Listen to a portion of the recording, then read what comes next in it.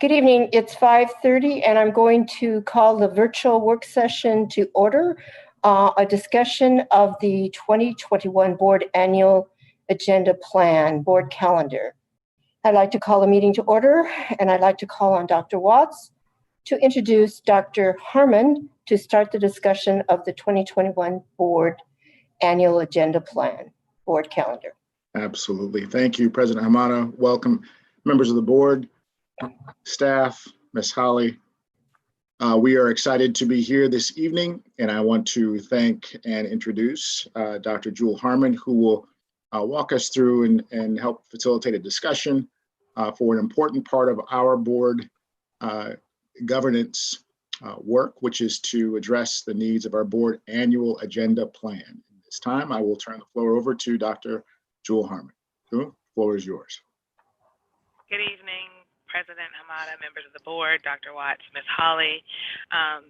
Thank you. We are going to engage in an hour-long conversation about the board calendar.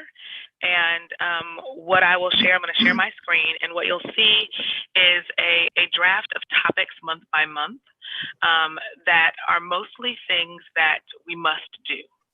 And so I will start by sharing my screen. And then we will go through, and I'll start with the first piece, the first month, and then that will kind of get us through our cadence and go through this. So can everyone see the Excel spreadsheet? Mm-hmm. Okay. Yeah. I am going to minimize the Zoom window so I can't see your hands if you raise them. So just feel free to kind of speak up or say that you have a question. And I'll open it up to the my colleagues in Executive Cabinet to share if you have questions about specific communities and a topic you'd like to see, or a timeline that might be appropriate for that topic to come up. I'm not going to pretend that I can speak for them or their areas about what they're able to do in that timeline. But this will show kind of the things that we have to do during a month, and then where there's space to add things to our board agenda. So I'll start with September, and I didn't include topics for tonight's meeting because obviously we're already living it. So this represents the second meeting of the month. And topics that might show up there. And so I know that we have a policy session on Saturday. So it is likely that we will have some reading and adoption of policy at our second board meeting of the September month. We typically do a financial statement and a budget status update each month. And so one happens the first meeting of the month, the other happens at the second meeting of the month. Every year, we have to submit a highly capable program plan to OSPI, and that is due September 30th. So that will have to be on the second meeting of the month in September. We've promised our community that we will update them on our remote learning plan and COVID learning plan response for 2020-2021. And in order to do that and give families time to adjust, give us time to negotiate with our labor groups, we would have to start having that conversation at the second board meeting of the month. And then there's two proclamation celebrations that we typically do in September, National Hispanic Heritage Month and Attendance Awareness Month. And so, and you see in the Excel spreadsheet, you see the topic, the community responsible, the agenda item area, so whether it would show up under discussion and approval, whether it's an informational piece, a presentation, or show up under recognitions. As we go through the other months, you'll see other areas as well. If there's an applicable due date, meaning that something is required by an external partner, or we just typically do it that time of year, it'll say it in that column. And then if there's a rationale for why it needs to show up there, it's not explained by the due date or some other piece. So we'll go, yes. Dr. Harmon, I'm sorry. Is this, I didn't see, is this document in BoardDocs so we can save it to our computers? Yeah. It is not, and it will be. And you will be able to, just because tonight we're going to talk about it a little bit, so I'll be making notes as we talk about other things that you may like to see in a month. Okay. So it will be a living, breathing, this truly will be a conversation of a living, breathing kind of calendar. It doesn't mean that once we're done, but this is to kind of have the conversation about things that we'd like to see, or things that the board would like to see in those board meetings for that month. Okay. And just as an overall topic, like, for example, the last meeting of the month, the OSPI requirement for the highly capable program plan, is there a reason that because for me personally, like even things like the budget presentation, there was a budget presentation and then we voted on it because we had to by, with, sometimes in less than half an hour, we vote on things. Is there a way or is there interest with my board colleagues to adjust that so we have like a buffer so we can see something and ask questions and give feedback, and then it's not, we're not bumping up against deadlines, so there's little time to discuss? Absolutely. I think, so the budget is a major one. So that's, Right. I'm going off the example you gave, so that's a major one. We try to kind of baby step our way into the overall budget so that although the budget book was presented in a work session right before the vote, that budget book was based off of the budget that was submitted to OSPI in July. So it didn't change. And so we've walked through that point, but we can build in more time in our budget cycle for next year so that it's not voted on at the meeting where you've seen the budget book in its final form. Right. It's just in general, it just seems to be more efficient, and then it gives more time. I always find that I like to have more time to really look at things. And sometimes, on a board agenda, things get added. Like there were a couple things added to this agenda, a couple days ago, and I just noticed them yesterday, and then, I didn't feel like I had enough time to really look at them. So just a topic to bring up. We can be mindful as we go through this. We can look at due dates and then talk about where they show up in the month. Sometimes I put where they typically show up. For example, the proclamations, which isn't something that the board votes on, but it's because it happens. It's all month long, so we tend to do it at the first board meeting of the month rather than the last board meeting of the month. Right.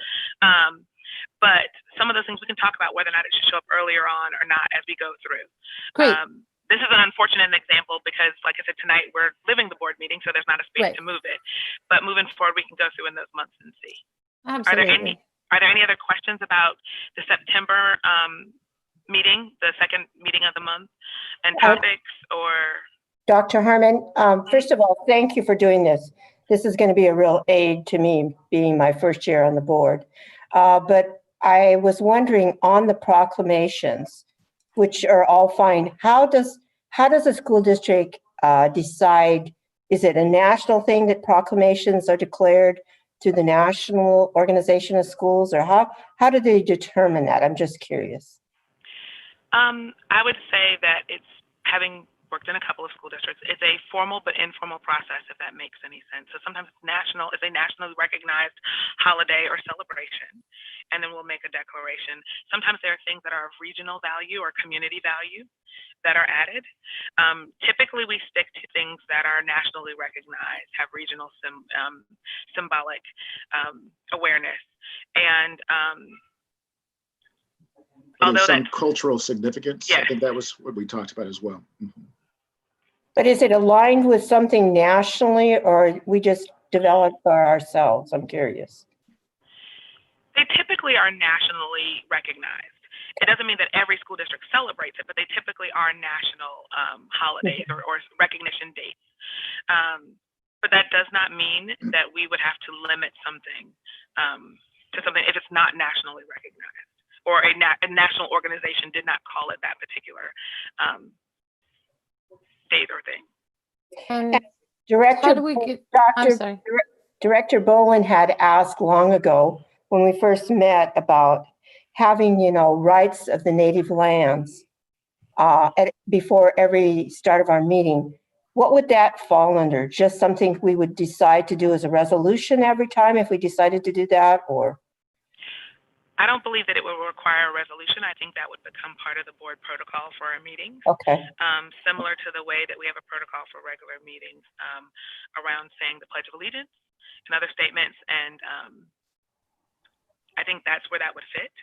And so it's not necessarily that we need a formal proclamation every meeting to do that. I think it just becomes part of the protocol. And I believe that there was some discussion about that and it possibly coming up during board discussion during regular meeting as well. And I'm sorry, I can't see your faces because the little box is closed. I don't have enough That's room all on my right. I screen. can see you. So I'm assuming that you're nodding your head or you don't have additional questions. So, I can piggyback on that, Dr. Harmon. This afternoon.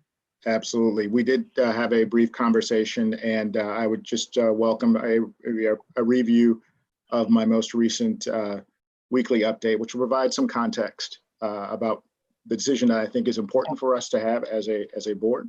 But I look forward to following up. But does that take a vote to do that if we decide to do it? That would be an operational change. So no, it would not. But Okay. that's something that we'll just need to gain some additional context. And Okay. again, I would encourage you just to review some of the topics that I think were important for all of us to be aware of as we make that recommendation or enter into that discussion further. Yeah, I did read your notes, definitely. Okay, thank you. So go back to recognitions. How or when was it decided which recognitions? Was there a time when the board formally looked at all the national recognitions and decided? Or who makes the decision on getting the proclamations and the recognitions on the agenda? No, I appreciate that. And these are all wonderful questions. I appreciate the vim and vigor that we are getting to the root cause of why we make decisions. And I can tell you that these are decisions that I know for a fact came before me and likely may have come before many of those who are sitting on the board. Historical Preservation Society, I think, is really the best way to put it. These are topics that we have continued to move forward with as recognition and proclamations because of their cultural relevance and because of their significance and alignment with our core values. So those aren't answers that I have immediately about when, but I can tell you why, and perhaps we can discuss a little bit more, or others may have some more information about when those first came to our board. Dr. Watts, if I may. Please. I can also offer, I too don't have the historical information, but as far as sources, we use, like other districts in Washington State, the National Education Association is our main source. We align with them, which is a national source for many resources for educational resources, and as well as the governor proclamations. So those are issued on an annual basis. So we align to those. And so there are also federal proclamations. And so those are done on an annual basis most often, like Native History Month. And then there are some that are board directed. So those are three main sources, as well as our core values. And those are the cultural recognitions that Dr. Watts is speaking of. Great. Thank you. You're welcome. So some of the cultural recognitions, I think they were initiated by community members who felt strongly the importance of it. I believe Filipino American Week awareness is one of them. I'm not sure. More recently than not. Yeah, and I don't think there's been anything new even since I've come on board in December 2013. Thank you. Great. So that's our September month. I'll move on to October.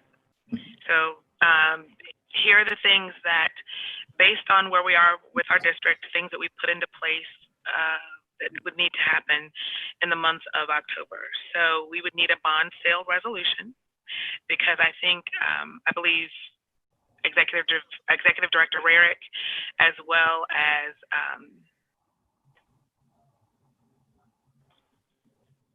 Dave Buzzard, both spoke about having a bond sale, and we're finishing up a new school. So we will need those dollars in the fall, but in order to do that, we would need a bond sale resolution.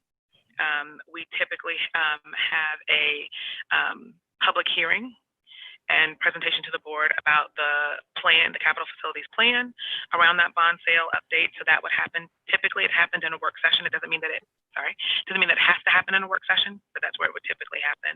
When we actually do the resolution, it would show up in discussion and approval.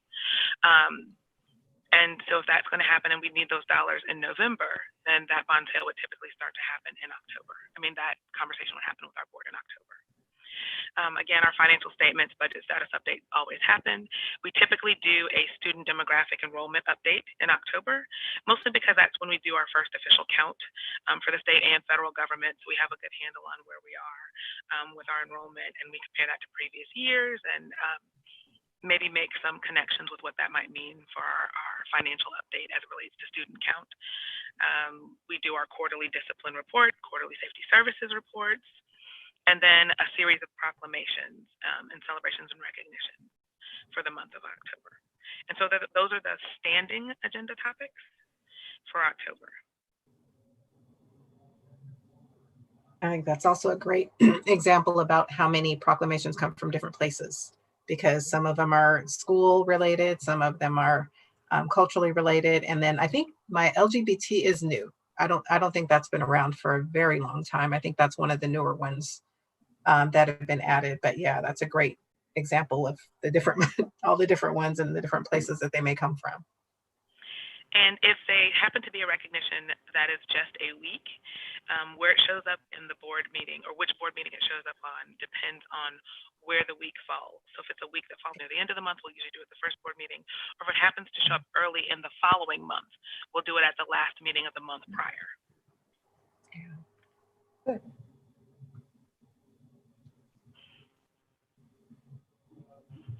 So this is our October, and this is our plan right now, recognizing that, of course, lots of things could change with directions from our state, with current pandemic, with other federal changes that would require us to add agenda items to the agenda. But this is what we know of now and what we would expect.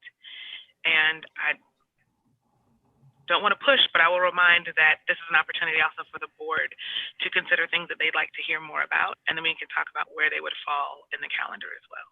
Great, because honestly, in preparation for this meeting, I went through all our policies 1000 and 2000 series, and there's a lot of work we need to get done, like board goals, superintendent goals, and I see a vacant work session. So, we have a lot of things we're not, I don't know if we're doing. So that's why I was going to just kind of wait and see on a month by month basis if any of these that I see in policy that are supposed to be done show up. And and thank you, Director Bettinger, for pointing that out. So if the work session has not been claimed for that month, then it'll say work session vacant. And this is assuming that we're doing regular meetings and then work sessions prior to those regular meetings. This makes no assumption that we're doing additional work sessions or any special meetings or any of those other board calendar events. So that's just what this represents right now. Great. Thank you for that clarification. So in November, what we see, and I've added this one is new. I've heard the board directors request an initial meeting or notice that the state auditor is going to engage with the district for their annual audit. And that typically happens in the fall. Sometimes it's November, sometimes it's December, depending on exactly where they come, but I went ahead and added it to the November meeting. But when we get that state auditor engagement letter and making sure that that is a formal notice of the board, and what can happen there. Again, you see our financial statements, a budget status update. We have the board approved a contract with MGT Consulting to handle our district's reboundary for the opening of the new school. And in their timeline, they will have a draft ready in November. And so that's on the board agenda. So there'd be, I left it as informational or a presentation because I don't know what the consultant would prefer or what's there, but I've added that to the agenda. Instructional technology one-to-one update. I've heard the board ask about where we are with one-to-one, and I thought this might be a good time, maybe once we've kind of settled into the start of our year, to give an update of the overall plan, how that relates to the levy and kind of where we are with this school year as well. And then you see some proclamations that we typically recognize, areas we typically recognize in the month of November. And then right now, none of those work sessions have been claimed. It doesn't mean that there aren't tons of things that we could delve deeply into for an hour with our board. It's just right now, there's nothing standing that we typically do in November.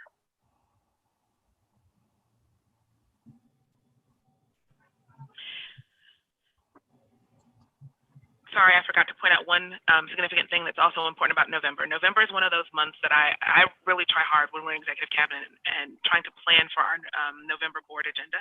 We have one regular meeting that month because of the way Thanksgiving falls.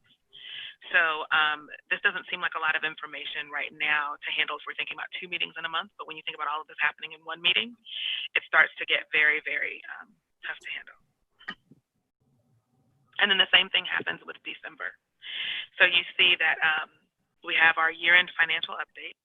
That could be as early as November. It just depends on when all of those pieces come in for the prior fiscal year.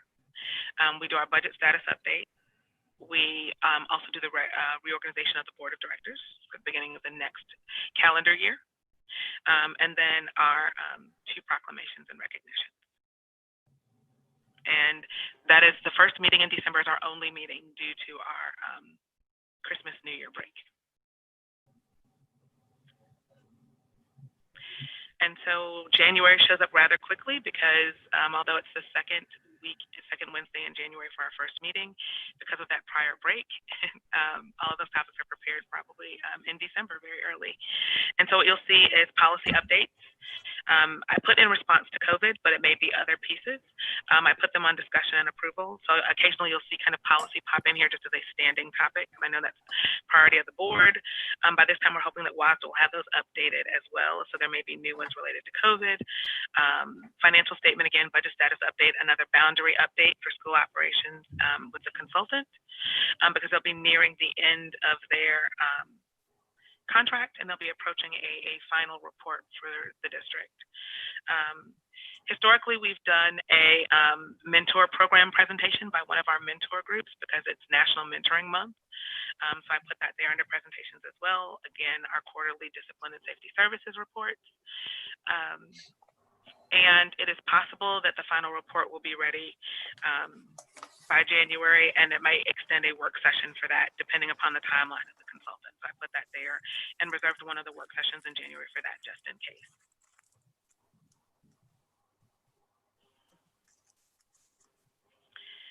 And so in February, it's time to start, even though we're barely through the current school year, we start planning for the next school year. And so we start the conversations with our 2021-2022 student calendar. Adoption of the reboundary plan, financial statement, budget status update, the 2021-2022 recruitment plan, school improvement plans at the local schools per OSPI are shared with the board and ensure that they are posted on schools' websites, the district website. Are we beginning our strategic plan work? And our 2 proclamations, and then of course, policy update. I've reserved a work session for that. And then there's a work session vacant in February. So Dr. Harmon, on the strategic plan, when do you think that group is going to start to meet again, or are you going to have a new group, or how's that going to work? So we're hoping that this February will start to the beginning of that group meeting. And we did talk about offering first membership with engaging that kind of steering committee group, and then also opening it up to other interested community members and stakeholders. So we want to make sure we get a diverse group in developing that strategic plan. And this is just a presentation of the plan and the timeline. This is not the presentation of a final strategic plan. So I should be more clear in that description. This is us saying to the board that we're going to start that work of the development, share the plan for engaging the community, share a timeline for those meetings and those pieces, so that we will have a plan. The goal is to have a plan that starts at the beginning of the 2021-2022 school year. And, we've had a pandemic and everything's been upside down, but are we going to try to make a true effort for more of these committees to start to gather? And I realize we're planning here a calendar, but a lot of that also needs to be implemented from our equity team needs to meet, our committee and our strategic plan, regardless if we're still in this pandemic. I mean, are we thinking ahead about that?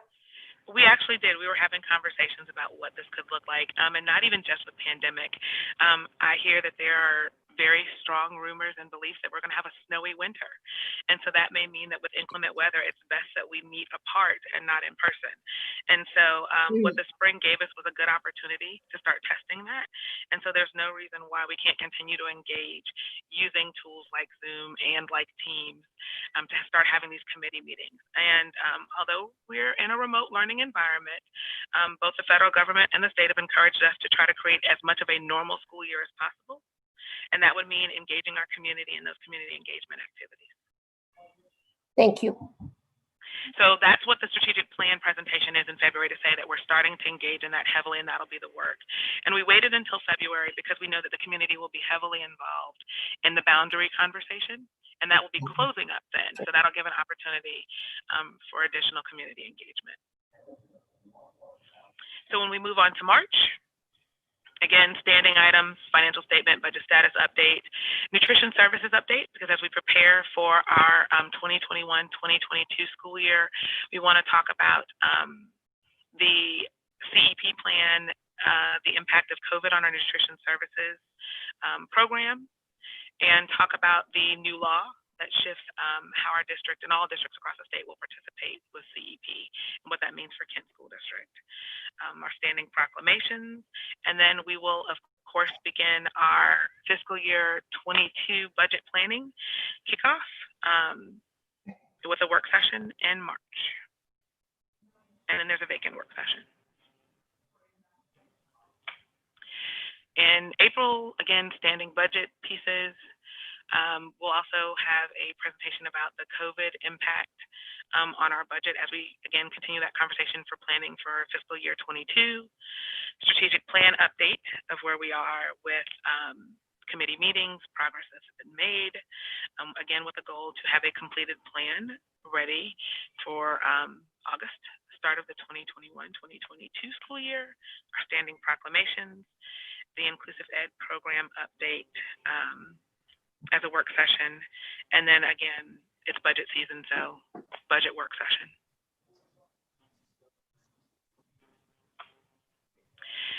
In May, we have a Carl Perkins grant application that is an OSPI annual requirement.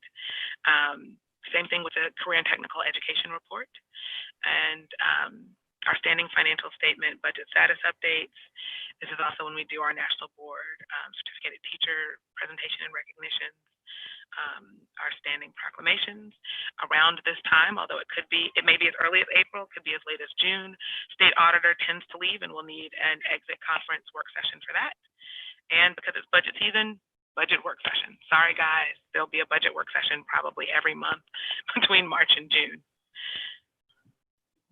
And then for June, we have our athletics resolution. That is an annual requirement. Standing financial statement, budget status updates, FY22 budget update, in preparation for the submission to OSPI, recognition of board directors, proclamation, and then our Employee of the Year celebration recognitions, and then the strategic plan report update as a work session. And then there's a work session that is vacant. And so that takes us through our typically scheduled meetings for the month. That's, again, not special meetings. That's not other things that may come up. That's what we believe right now and what we know of what we typically discuss, what is required, and where we are. So we've got 30 minutes to have an opportunity to go back kind of month by month and talk about topics and other areas of the interest of the board that they would like to see built into this calendar. So I have a couple of things that I noticed. One is the capital planning. Typically that does come up every year, and this year in particular because of the new schools opening. I'm wondering, is it going to be a work session? Is that, oh, you do have it there under the plan. Okay, apologize. And I related it to the bond sale because typically that's what usually we do it there. If that group would like to move it to another month, that's fine because it's more relevant and more timely then. But I just put it there figuring that if we're going to do a resolution for a bond sale, then we probably have news around the plan to update with the board and the community. I'm interested in the progress of the new schools opening. So even towards the summer, I'd like to know what's happening, or maybe a little earlier. And also with the COVID budget planning, the auditors made it, I asked the question, what should we be aware of? And one of the responses was the CARES Act fund and how it's being used. So I'm wondering if we can get an earlier update than April on the CARES Act. Absolutely. It is. So we're going to test it out tonight in the regular meeting. It is one of the informational pieces that we put on the agenda in advance, not knowing whether or not there'd be any financial updates for our budget related to COVID. And so it may show up as a standing kind of informational agenda item because we don't know when those announcements come, but we can definitely add a more formal one as a presentation or something earlier than April.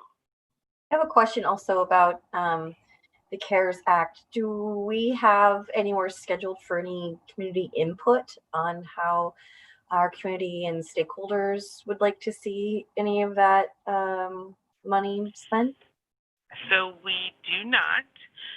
It's not that we can't do that. I know that there are some rules around how we can and can't spend it just in general. But before we budget our dollars and expenses, we want to make sure that we have clarity on exactly how they are coming. Executive Director Rarick has spoken about this a couple of times of a possible swap of funding, meaning that the CARES Act money is coming to Kent School District for expenses that were related to COVID, but it is possible with the state budget shortfall that they may reduce funding in other areas, knowing that we're going to get that CARES Act funding to make up that difference. So before we engage our community or even our staff and ourselves in a new money spend, we want to make sure it's clear additional funding and not replacement funding. And so as we get more information about that, we'll keep the board and community updated. Thank you. I'm wondering, Dr. Harmon, our citizens financial or advisory group, whatever we call them, is there a plan for them to be reporting at some particular time? Or so President Hamada, that is possible. I know that as staff, we've not been really involved in their timeline or their request. Typically, they reach out to, I believe, Mrs. Howley and coordinate those needs, or either reach out to a board director to schedule their time on the agenda. And so there's no reason why they cannot be placed. But as staff, I wouldn't know that in advance or when they would want to do that or where that would happen. in addition, I think it's extremely important. I don't see a lot of impact, how we're impacting with the cities like we normally do with Covington and Kent City Councils. I don't know if it'd be beneficial to meet with any other leaders from the cities that we also have students in, but I think it's important that we come together as a community on those. So placements for some interaction between councils of cities is important. I don't see that place there. Just a suggestion. I apologize. I did not include, they typically are special meetings. We do have those as standing agenda items for the board. They typically happen in the spring, I believe.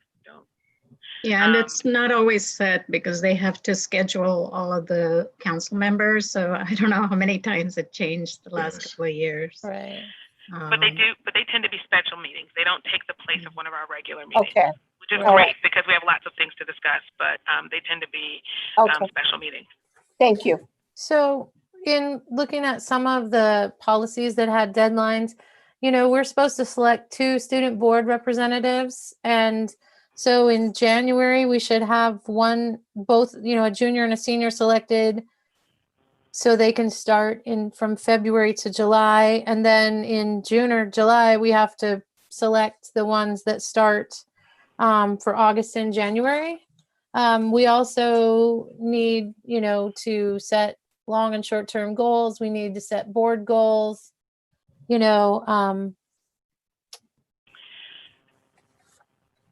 there's other things like that.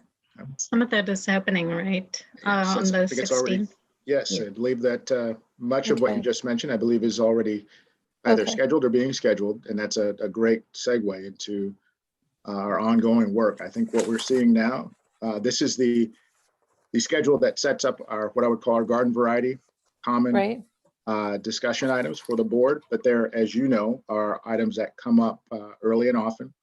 And I would also add, we don't need a reminder of this, but we'll say it anyway. COVID has adjusted our schedule immensely for obvious reasons, but we're doing our best to make sure we can, for example, the special meetings. I think those are critically important with Covington, City of Kent, or other municipalities.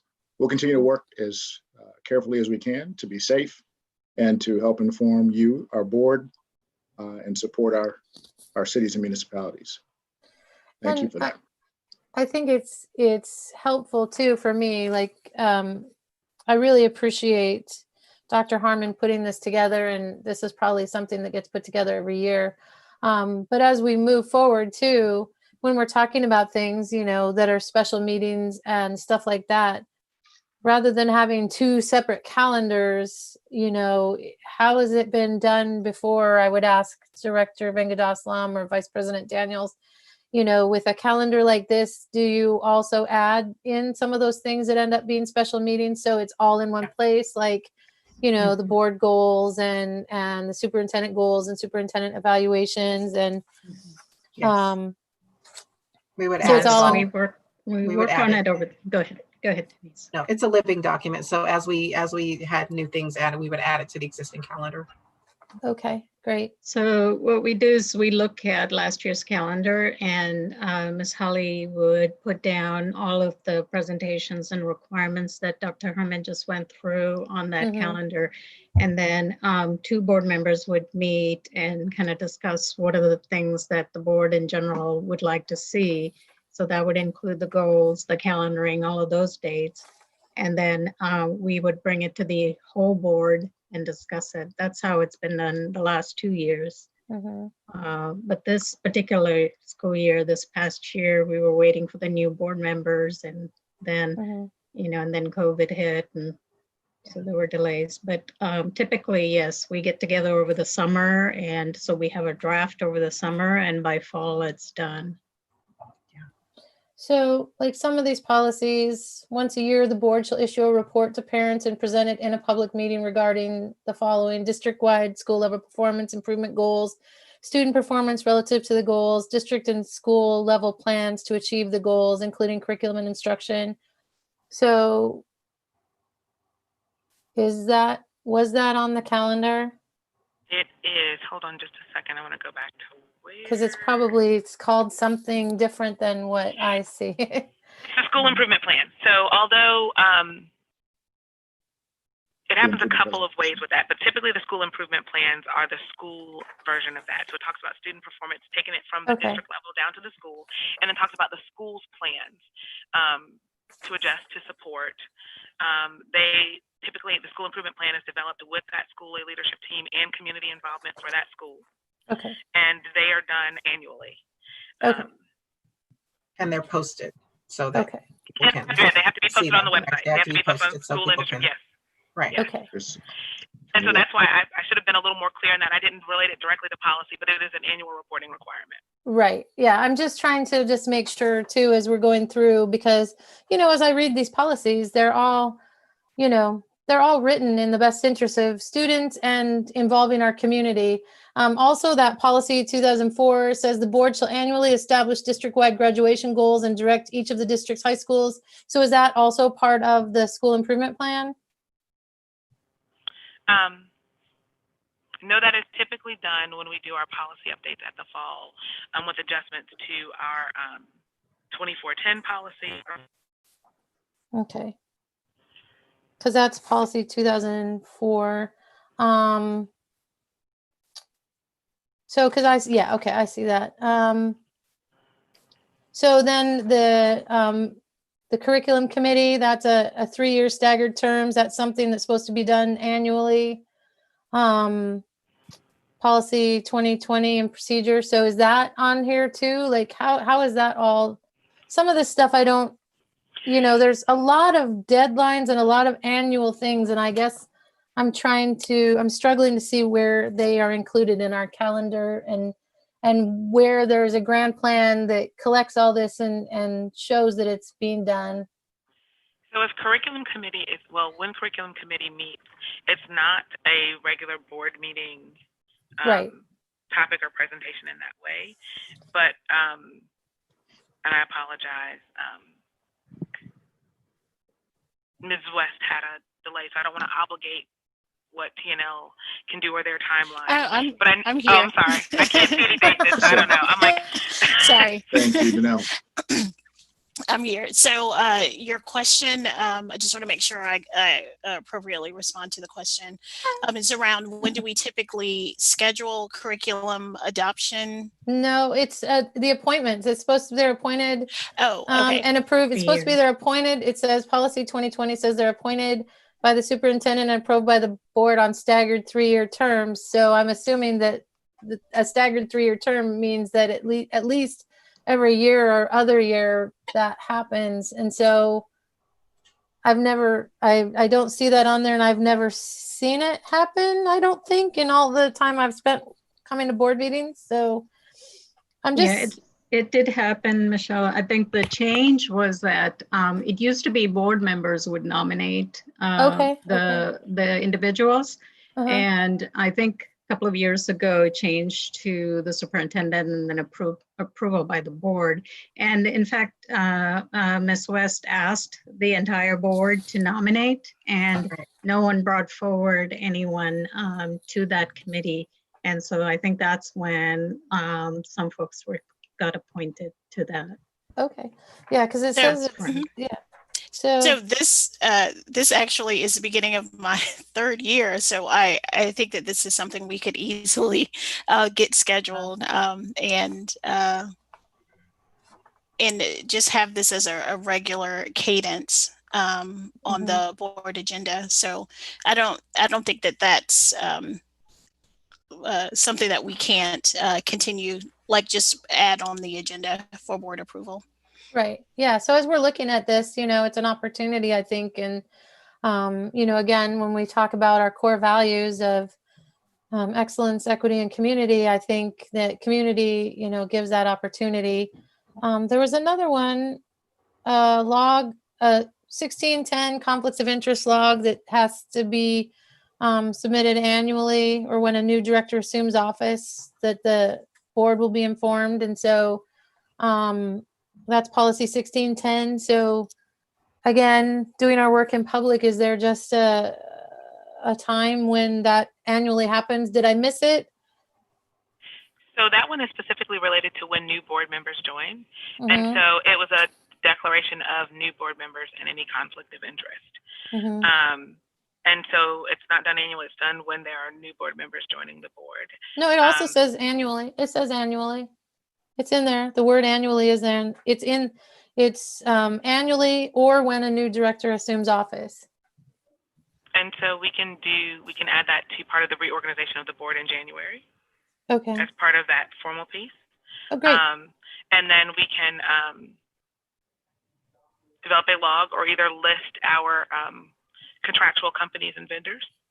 Great. So then the board can just declare. That's what members would do. They would declare any conflict of interest related to that. So. And then, sorry. Go ahead, Michelle. No, that's fine. No, go ahead and finish. Well, I've got a lot. I sent the list to the superintendent last week. So, I mean, there's a lot of things that are, annual requirements. Review assessment processes, things like that,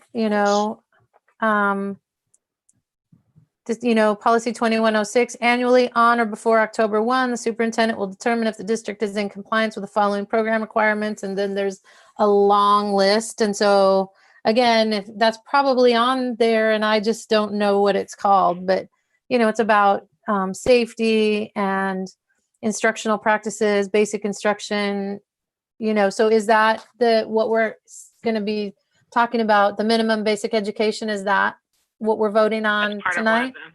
Is That's it, part of one of but them. are there other reports too? Because Some of them are reports, some of them are annual notice things that we have to put up throughout the district. Mhm. It actually, WASDA did a really nice job in their September update of listing federal requirements of annual notices that districts should attend to, and spoke to some of those things that are also in this policy. Great. And so we can talk, it's actually an agenda topic for the regular meeting, I think is one of those Absolutely. pieces. We'll Great. talk about it a little Okay. bit there as well. Perfect. Thank you. I think I'm done for now. Dr. Harmon, I just think that, this is really helpful to me to lay this Mhm. out, even though I've been going to board meetings for a long time, to see how this part is developed.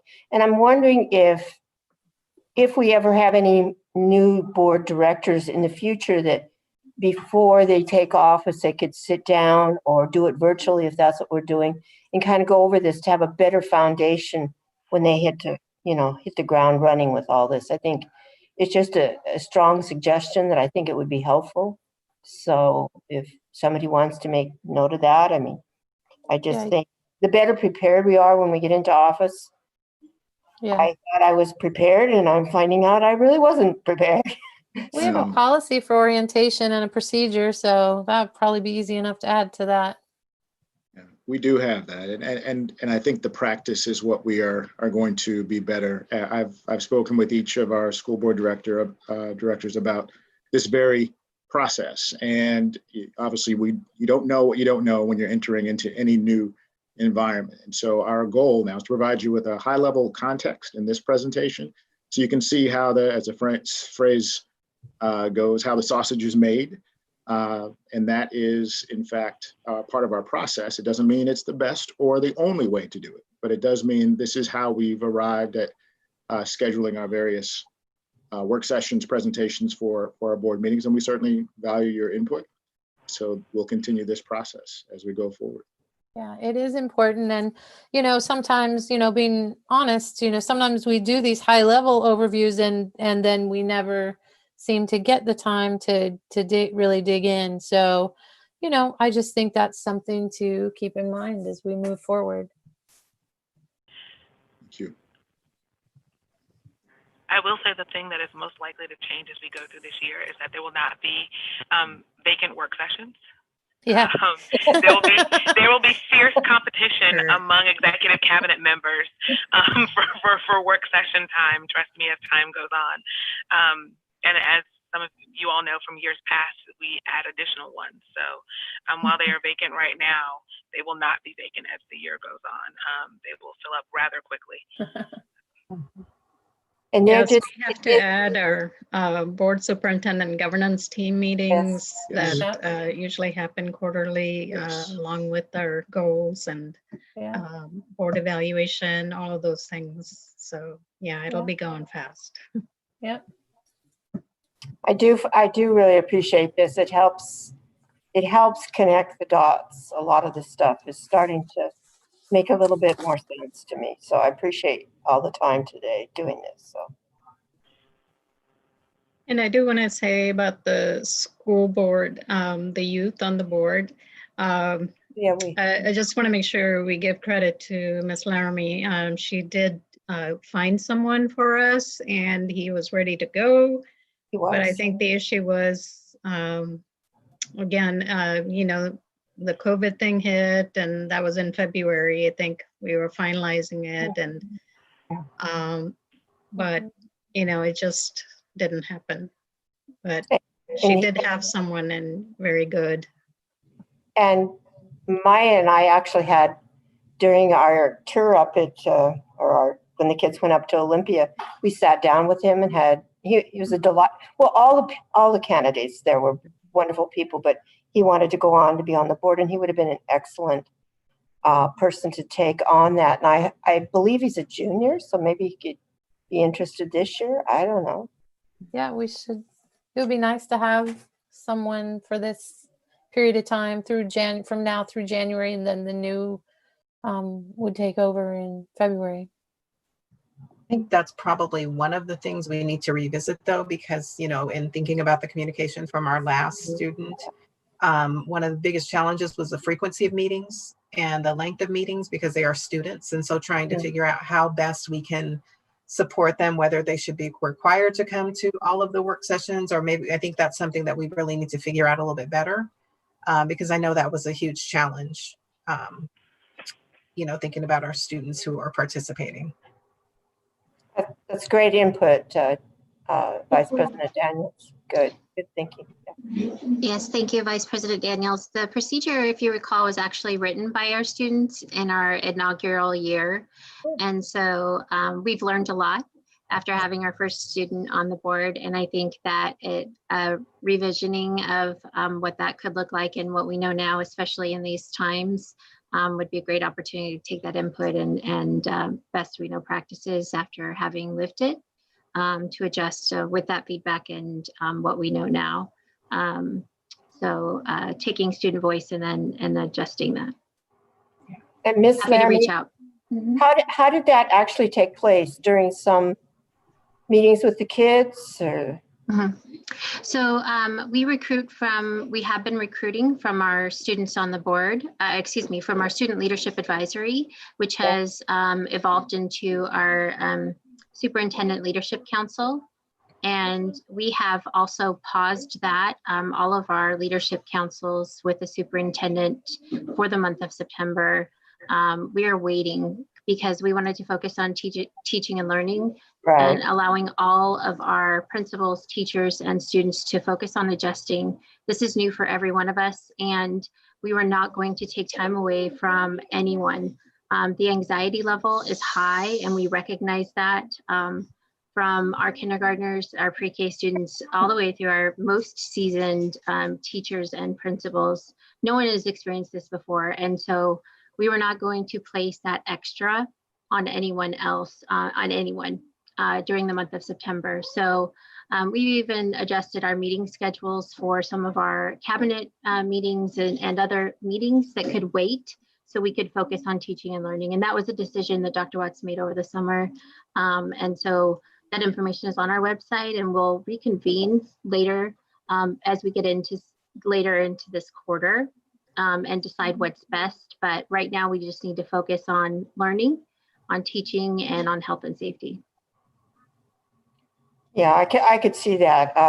Just some of the comments, I put it out there on social media, how the kindergartners' first day went, and it was such a mixed bag and some of them were done after a couple hours and they weren't going to go back. It's a lot to take in. I get it. Thank you.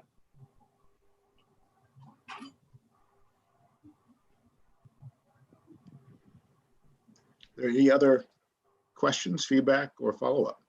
The only other thing I was thinking was the racial equity policy committee. I think it's in the policy that's supposed to happen annually. Absolutely, closer than we've ever been. Absolutely. So we've already had our first meeting of the year. The Equity Council is going strong. We have new goals this year. We're expanding. We are partnering with our Kent Educators of Color Network. So we're having greater representation from our teachers of color, educators of color in our school building level. Re-envisioning and reimagining what it looks like to have the definition of school-based equity teams and what that really means for us in Kent, and what will work and how we can move our goals forward together at every level of our organization. We're really excited. We had a great kickoff meeting, and partnering with, continuing with the work that we left off last year with human resources as goal 4, and moving that work forward. Dr. Berenger was part of our kickoff meeting, and so we're excited to move that work forward with his leadership. And so I think we're really excited about what's going on this year. And so we absolutely, presenting to the board, will be part of our work this year. We've built that into our goals and our timeline. And so definitely we'll want to be part of that as well as, well, I won't give too much away, but students are part of the work, as well as some other exciting things for every part of the organization. Awesome. Thank you. Yeah, because historically it looks like we update it, it gets updated every April, and we didn't do April. So is April looking for the timeline, or could we do it earlier, or is April a part of the timeline? April could definitely be part of the timeline. You're absolutely correct, Director Bettinger. We didn't in April. A lot of, as I mentioned before previously, a lot of our community partners were out there providing services in the community, and it just didn't make sense. They continue to be. So we are happy to do it earlier. I think after the first of the school year, a lot of the goals we've set up for ourselves, we have a lot of work to do in the next couple of months. So I think we could be a little bit earlier, February before, but doesn't mean we can't provide reports. Just as you saw in the weekly update from communications, I'll be providing this year. I'll also be providing weekly updates as well. So continue to look for those Equity Council updates. Great, because I think part of that policy requires us, it wants us to add some of those things to our board goals and the superintendent's goals. So I want to make sure that we are cognizant of that. Yes.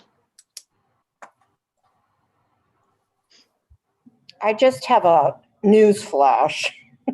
My power is flickering off and on, so I don't know why. And I don't know if it's going to affect my Wi-Fi or whatever, but just a news flash. So. Yeah, it's still really windy here. Oh, my yard looks like a disaster. Yep.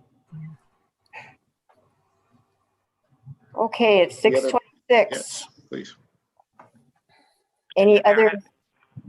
Sorry, go ahead, Dr. Harmon. I was going to ask if there were any other questions. I did make notes. I don't know if you could see it in Excel about other topics and pieces, and I did make a note about linking the policy requirement or relevance to some of those topics as they go through. So Perfect. Thank you so much. That's very helpful. It is. Discussion. Thank you, Dr. Harmon. Thank you, team. Thank you. Thank you, board, for your in-depth questions, and we will certainly be better as a result. I'll turn it back over to President Armada, or Vice President Daniels. I'm sorry, were you going to say something? Not at all. Okay. I saw you were illuminated. Yeah, no. Okay. All right, it is 6:27, and I think we're going to be closing out and going to our virtual executive session, correct? So will we leave the room, or? Ms. Hallie will move us out. Yes, we do Hallie our will break move us group. out of the room. Thank you all for your great presentations. Yes, it's great. Thank you. So we'll need to state the purpose of the executive session and read that information. Protocol. You've got the protocol. Yes, President Hamada. Yes. Right. Okay.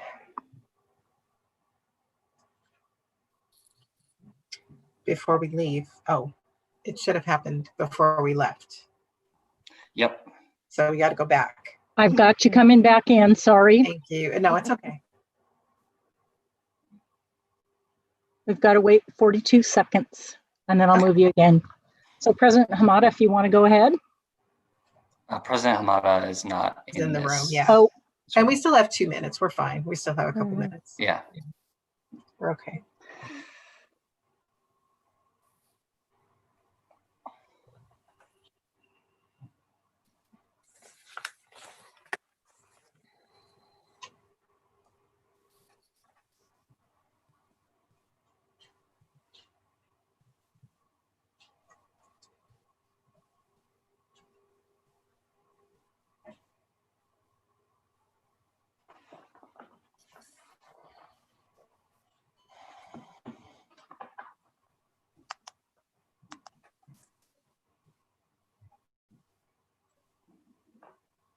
We didn't have 3 board members to gavel in to the She didn't read executive the session. protocol yet.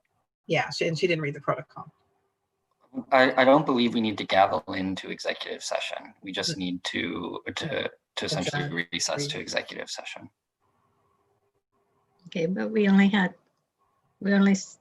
oh, you're on mute, Leslie. Thank you. Have a full complement of the board. That's correct. Okay, do I need to go through the work session is adjourned again? Mhm. Yeah, Okay. so we need to state the purpose of the executive Okay. session. All right. We are now adjourning the work session, and this work session is adjourned for an executive session to discuss the qualifications of an applicant for public employment and to discuss with legal counsel representing the district litigation or potential litigation to which the district is likely to become a party. So we're now adjourning and going to our virtual executive session.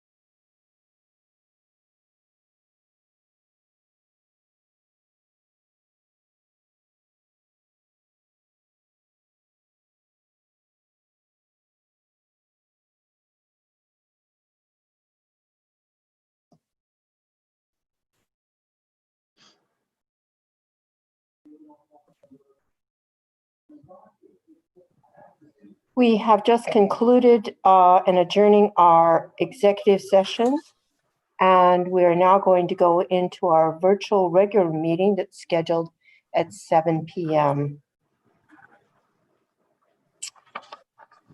It is 7 p.m.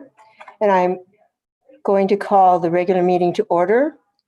And first off, on the bat here is I'd like to call on Director Linda Gosselin to say the pledge. Where did she go? I pledge allegiance to the flag of the United States of America and to the republic for which it stands, one nation under God, indivisible, with liberty and justice for all. Okay, I'd like to welcome all of you on this evening of the 9th. Then the winds and the fires have blown through, but we're here. This is a meeting of the Kent School District Board, which is held in public to comply with the Open Public Meeting Act. And now I'd like to go over the process for audience participation. The purpose of board meetings is for the board to conduct its business in public. During the meeting, the board will listen to but not respond to comments from the audience. Those wishing to comment must complete the online form as indicated on the district website and in BoardDocs. There will be two periods where public comment will be heard, first at the beginning and at the end of the meeting. Questions raised through submitted public comment addressing an issue may require further investigation, and answers will be posted on the district website. The president may interrupt or terminate submitted public comment when it is too lengthy, obscene, or irrelevant. Abusive public comments personally directed towards staff members will not be tolerated. The board has the final decision in determining the appropriateness of all such rulings. If you indicated a desire to speak to an agenda item, your comment will be read at the portion of the agenda. General comments tonight will be read during the audience communications section of the agenda. I'd now like to call on Dr. Watts to see if there are any changes to the agenda. Dr. Watts. Yes. Thank you, President Hamada. Members of the board, staff, Ms. Holly, please know that a supplemental personnel report has been added to the agenda this evening. All right. I'd like to ask a board member to make a motion. I make a motion that we accept the supplemental personnel report. I'll second. It has been moved and seconded that we add the personnel report, the supplemental personnel report, to our agenda. All those in, discussion. Seeing none, all those in favor of doing so signify by raising your right hand and saying aye. Aye. All those opposed signify by raising your right hand and saying nay. Any abstentions? The motion carries. All right, we're up to 2.0. And Ms. Holly, will you be so kind as to read any comments that we have received up to 30 minutes in the beginning here? President Hamada, there's one comment specifically for agenda item 6.17. The rest are general comments. Okay. Valerie Hitch is the first person to comment. I would like to ask the board to consider reducing the recommended amount of live synchronous instruction time for elementary students, particularly our younger grades. My second grader is doing his best, but I need to supervise him or he gets bored and easily distracted as the pace is slower online than in class. Sometimes he needs help navigating the system or working on the actual schoolwork. It's quite honestly a lot of screen time and he's over it by lunch at 11:15. Many other states are recommending significantly less screen time for the younger grades, some as low as 45 to 60 minutes, while we have 4 full hours of live time. As a working parent, the need to supervise means that I am unable to do my job, even working from home in its full capacity for 6 hours a day while he has synchronous school. We as parents need the flexibility to have our kids do more work offline asynchronously when we can more effectively help them and at a pace that better suits their learning. The teachers are doing a solid job at all of this, but we are trying to mimic an in-person model, which is just not how virtual learning is intended to work. Virtual work is supposed to be flexible, and it requires great communication, partnership, and expectation setting. From the board, we need clear expectations of student attendance and participation communicated about our options regarding live versus offline time to help parents make the best decisions to meet our family needs while also satisfying school requirements. The next comment is from Diane Jensen. The current meal sites are not easily accessible to my family because Kent Ridge is 2.2 miles round trip and Sunrise is 2.8 miles. It is not safe for my young child to walk to either of these sites. Please consider expanding the meal distribution sites and/or continuing to support volunteers who are willing to deliver. Jamie Eberly says the proposed meal sites for Emerald Park students are much too far for students and parents. Please consider that the demographic of Emerald Park has a high percentage of students on reliance of school meals. Thank you for all you do. I realize the logistic hurdles and know we can come up with a solution. The next comment is from Tiffany West. Having the KSD provide lunches throughout the issues with COVID-19 was a huge blessing to my family. In addition, we depend on the food we receive in the meal boxes provided to help feed our children. The closest meal site is Sunrise Elementary, but unfortunately, I am unable to access it because I have no vehicle and it is too far of a walk for me to try and make with all of my children, including 2 small toddlers.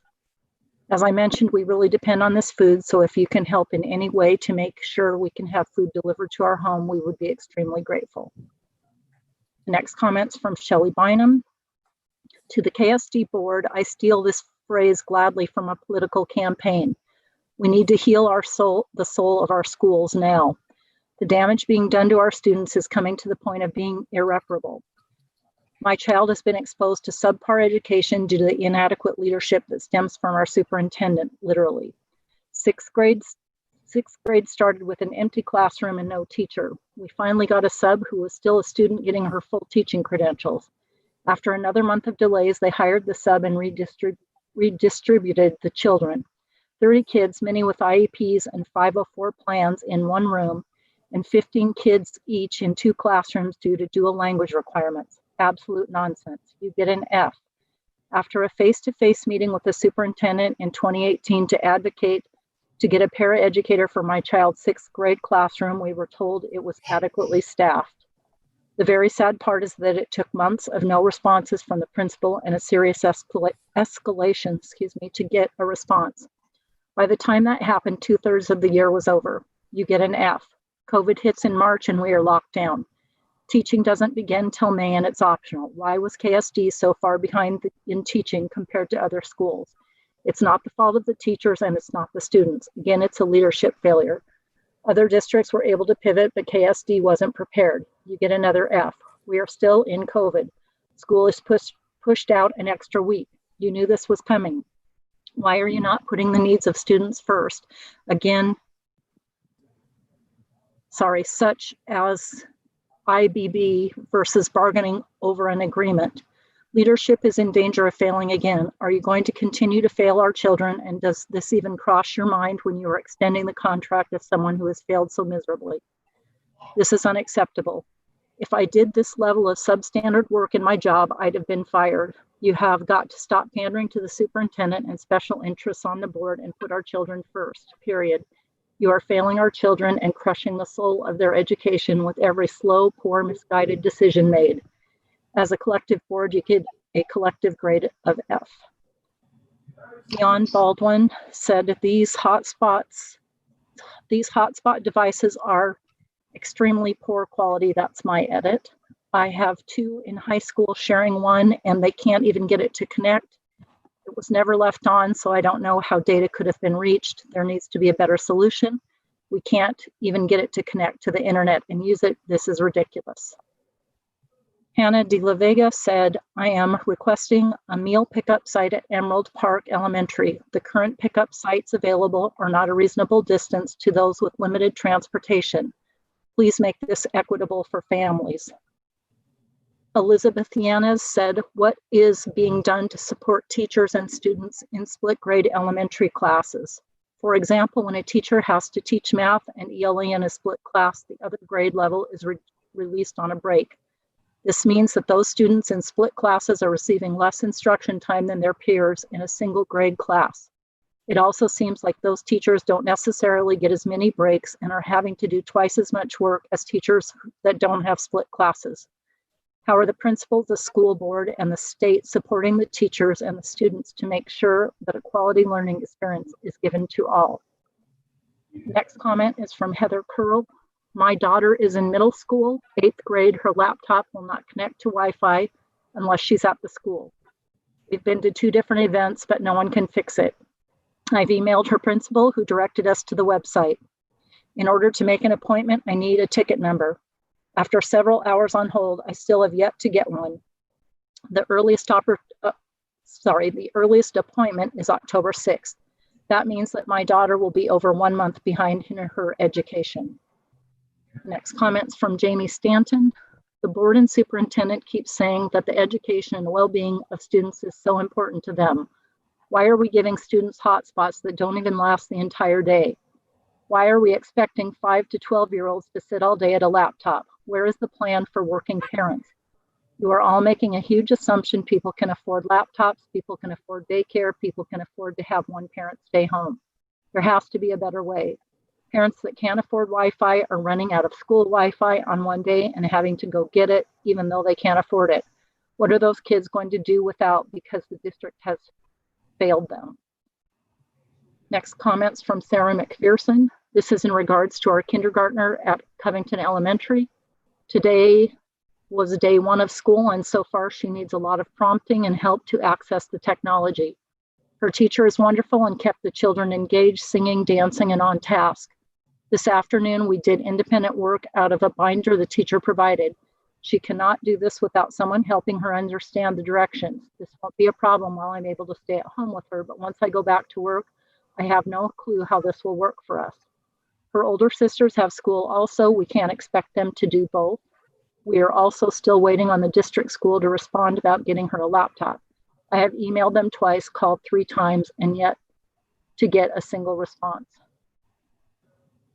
The next comment is from Shannon Jex. Our primary students, grades K through 3, are expected to be engaged in remote learning for too long in a school day. KSD's website reports 3 to 4 hours of instruction for all students, all grades each day. OSPI has stated younger children have shorter attention spans and limited capacity for sitting for prolonged periods of time in front of a computer. How can the expectation for an 8-year-old match the expectation of a 17-year-old? Our teachers are doing what is expected of them, and that expectation is too high for these younger kids. My 2nd grade 7-year-old is struggling after 1 hour and 45 minutes. Today, he had 1 5-minute break in 3 hours and had to be redirected 5 times during that time. I am impressed with how well the teachers have managed to execute what is required of them. They've truly reinvented the wheel. This plan is not sustainable. Please revise the recommended time for grades K through 3. Next comment is from Amanda Schuster.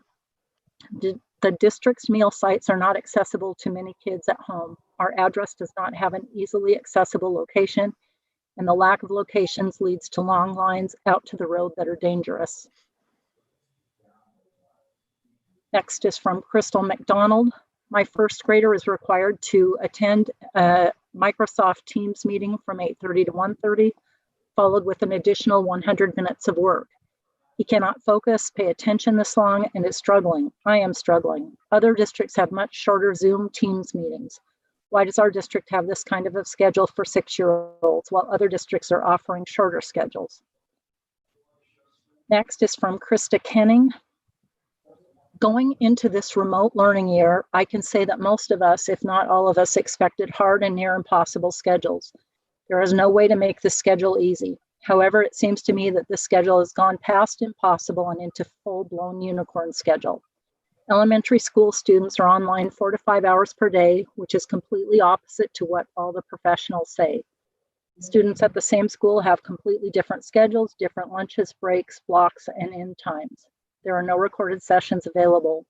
There is only a half an hour lunch. Each teacher and each school have completely different platforms. These inconsistencies are an insult to almost every parent in our community. How exactly do you expect working parents to do this? What about parents going to school, single parents, parents with kids in different schools, parents who have no extra income for childcare, parents who are teachers, even stay-at-home parents? Furthermore, you brought on volunteers in a task force to specifically address these issues. They spent hours putting together the best possible advice they could give. You not only failed to listen to what they had to say, you wasted their time. I keep hearing the excuses and the passive blame to the superintendent and others. For most of us, we are done with those excuses and we want results. If what you say are true, that you have no jurisdiction and hold no responsibility, then your job is null and void and there is no reason to keep you on. I do not care if it is the superintendent, the union, OSPI, the principal, or anyone else. We want it fixed. And if you cannot help fix it, you will lose my vote, my children's enrollment, and my tax money. I absolutely love the teachers at KSD, and I am here willing and able to have communication and optimism for the district. I want my children to stay, but in the end, I will do what is best for them, and this schedule is not that. Kent School District stands for equity, excellence, community. Please demonstrate that to all of us in this community. I have written an email to you all for a more detailed explanation of my concerns, and I look forward to your reply. Thank you. Next comments from Greta Nelson. The lack of a plan for in-person attendance for special needs students is unacceptable. You all know it. What is being done about it? What is the plan for those that need help the most? In-person services should have been ready to go for day one of school. This is a disgrace. My son has had no actually helpful services since March 13th, 2020. None, zero. He does not have the ability to receive education like the average typical developing students that are his peers. A laptop is meaningless for his education and communication at this point in his development. My son should not and will not continue to suffer. I will do whatever is necessary to ensure that the lack of preparedness of the KSD does not further harm my son and others like him. I want to know when the bus will pick him up, or I want to know when the service agency arrangements will be made for interim educational and therapy services for him while the school decides what to do. A kick the can approach for services for him, an IOU of sorts, is not acceptable. The next comment is from Veronica Smith-Cason.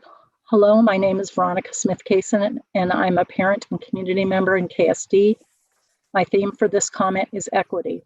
One of KSD's 3 core values is equity. The KSD blueprint states student equity means all students have equal access to quality staff, courses, activities, services, and resources based on their individual needs. Let's look again at just some parts of that. Access to courses based on individual needs. Now let's explore that. As you may be aware, the district began school by providing only live virtual instruction during the day. As you can imagine, there are students in our district who are unable to attend live classes. Reasons might include homelessness, lack of or inconsistent internet connectivity, or students who need assistance during lessons but have no one available to help them until evening hours. I know you'll agree that we have a lot of amazingly dedicated educators. It probably comes as no surprise that some teachers are recording lessons outside of the live instruction for students who would not otherwise be able to access their education. But what about students who don't have recorded lessons available? Is this something you're indirectly asking or expecting teachers to do? Or are you simply resigned to the idea that some students will inevitably be casualties of remote learning in our district? In the document for the state that you were asked to approve earlier this evening, the State Board of Education asked you to bear in mind certain guiding values. With regard to equity, it states the COVID-19 public health crisis has shed light on and has exacerbated longstanding inequities in the education system. Rather than returning to normal, the situation presents an opportunity to transform the system into one that serves all students equitably. It further cautions districts to take student and family voice into consideration, stating, all too often policymakers develop policies to help address student needs without consulting students on what their needs are or how best to help. Students and families must be essential partners in the collective process of policymaking to create an equitable education system.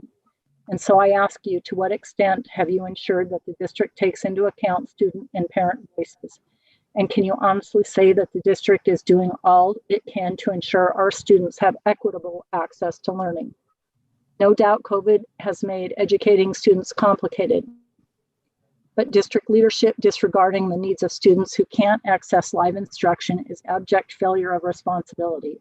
And you become complicit in that failure if you aren't proactive in pressing the district to take immediate and meaningful steps towards student equity. Next comment is from Lisa Nordlander. There is an overwhelming amount of evidence that states students should not be online for more than an hour and a half. Students should be given work they can complete independently or allowed to schedule one-to-one time with teachers outside the classroom time. It takes more time to prep online than in person, so teachers need more planning time. KSD needs a simple LMS like Schoolology that students can easily navigate on their own. Canvas might work. Teams is clunky and difficult for kids to independently use. Zoom is far easier and allows for better breakout sessions and emotes like thumbs up.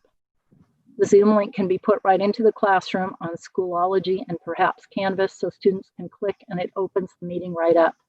The summer school schedule was superior and allowed for scheduling of specialists, SLP and OT, etc., without taking from the classroom. Assignments need to be flexible and easily accessible to parents.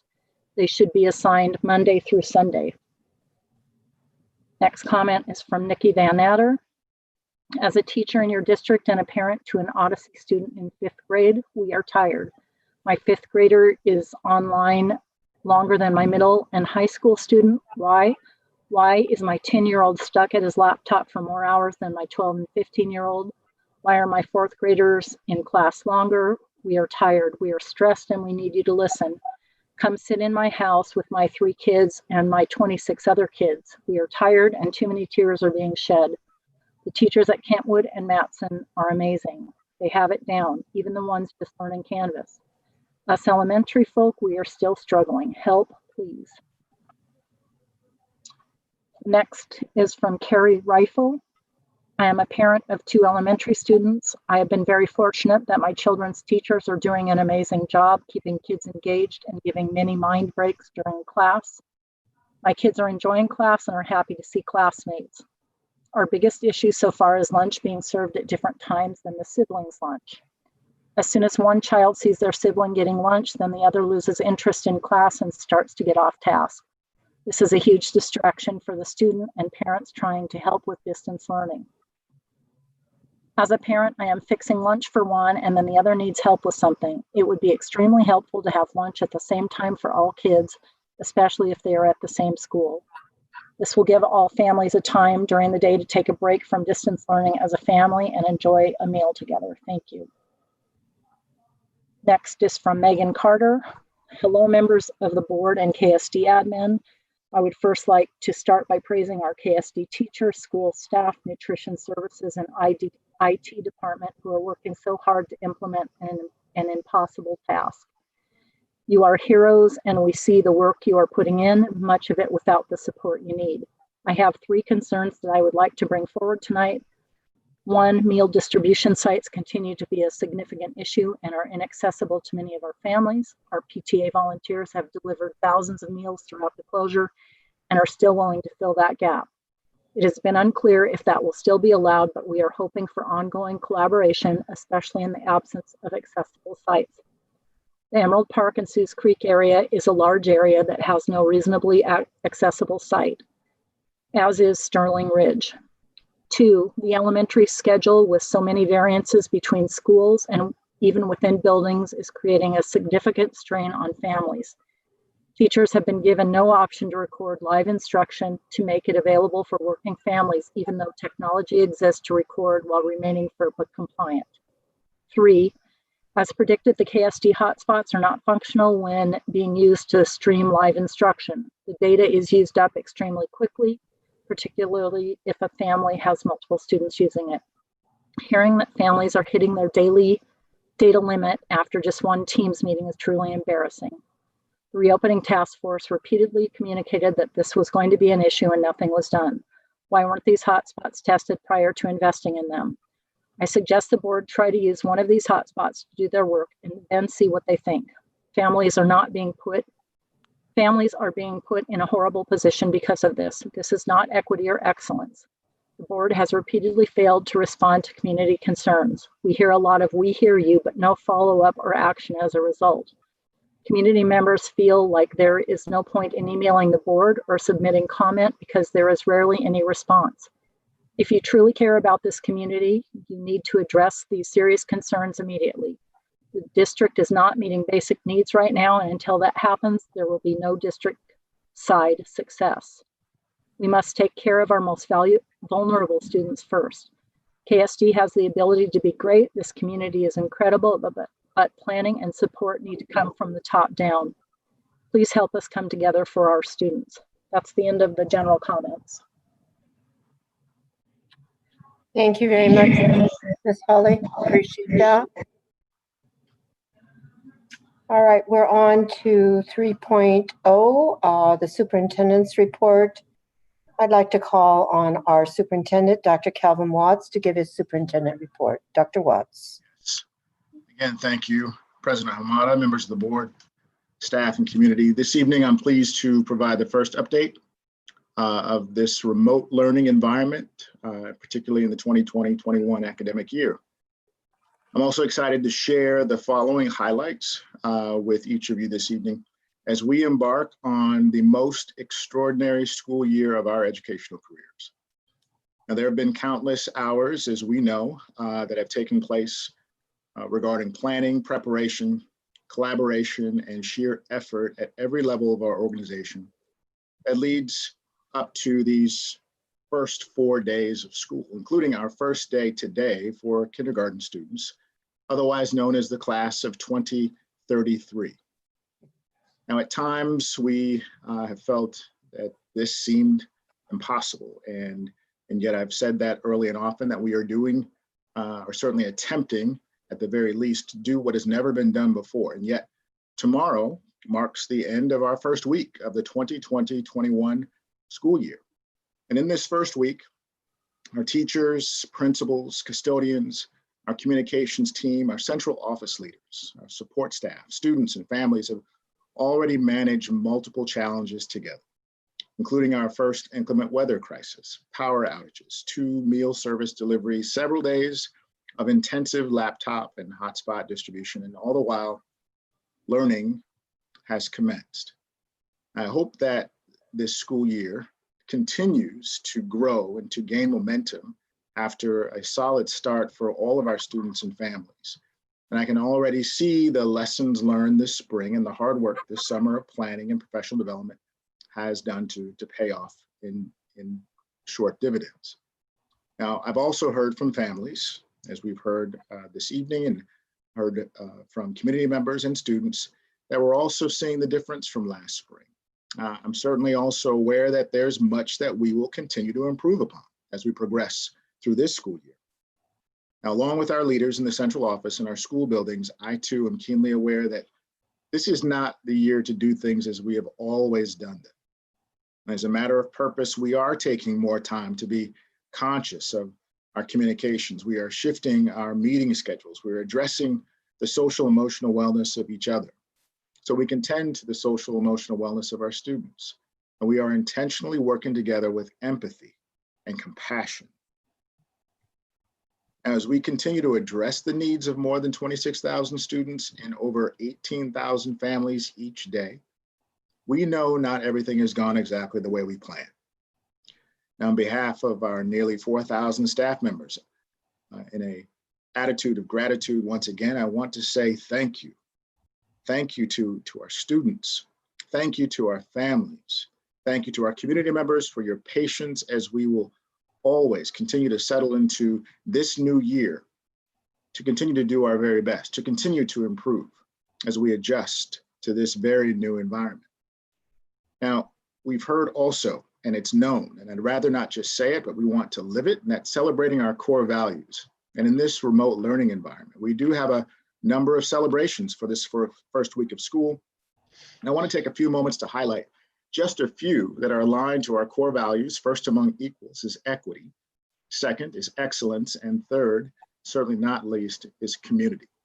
On June 4th, specifically 2020, a letter was penned and signed by the 4 of our Kent High School comprehensive high school principals, calling out and denouncing systemic racism in support of our Black students and families that was shared with their school communities.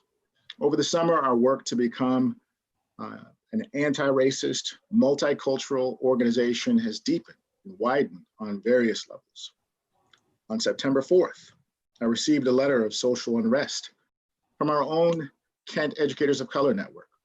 It was a call to action, really, and a respectful request to take our work to the next level in Kent School District together. And to do so as a united community and instead of a siloed group of individuals, we need to address the issues impacting our students head on with real solutions and a clear stance. And I want to be very, very clear and positive in enforcing this belief that I see, I hear, and I stand alongside our Kent Educators of Color Network in earnest and unity and in partnership and service. A quote that was taken from the letter, and I actually have a meeting with one of our leaders of our Kent Educators of Color Network tomorrow. If we want a better tomorrow, we must model it for our students and address how we treat, view, and care for each other, starting in the classrooms, living room, to the boardroom. For us to thrive, we must face issues of race, power imbalance, and discrimination. We must do this with endless hope, fearless hearts, and infinite determination.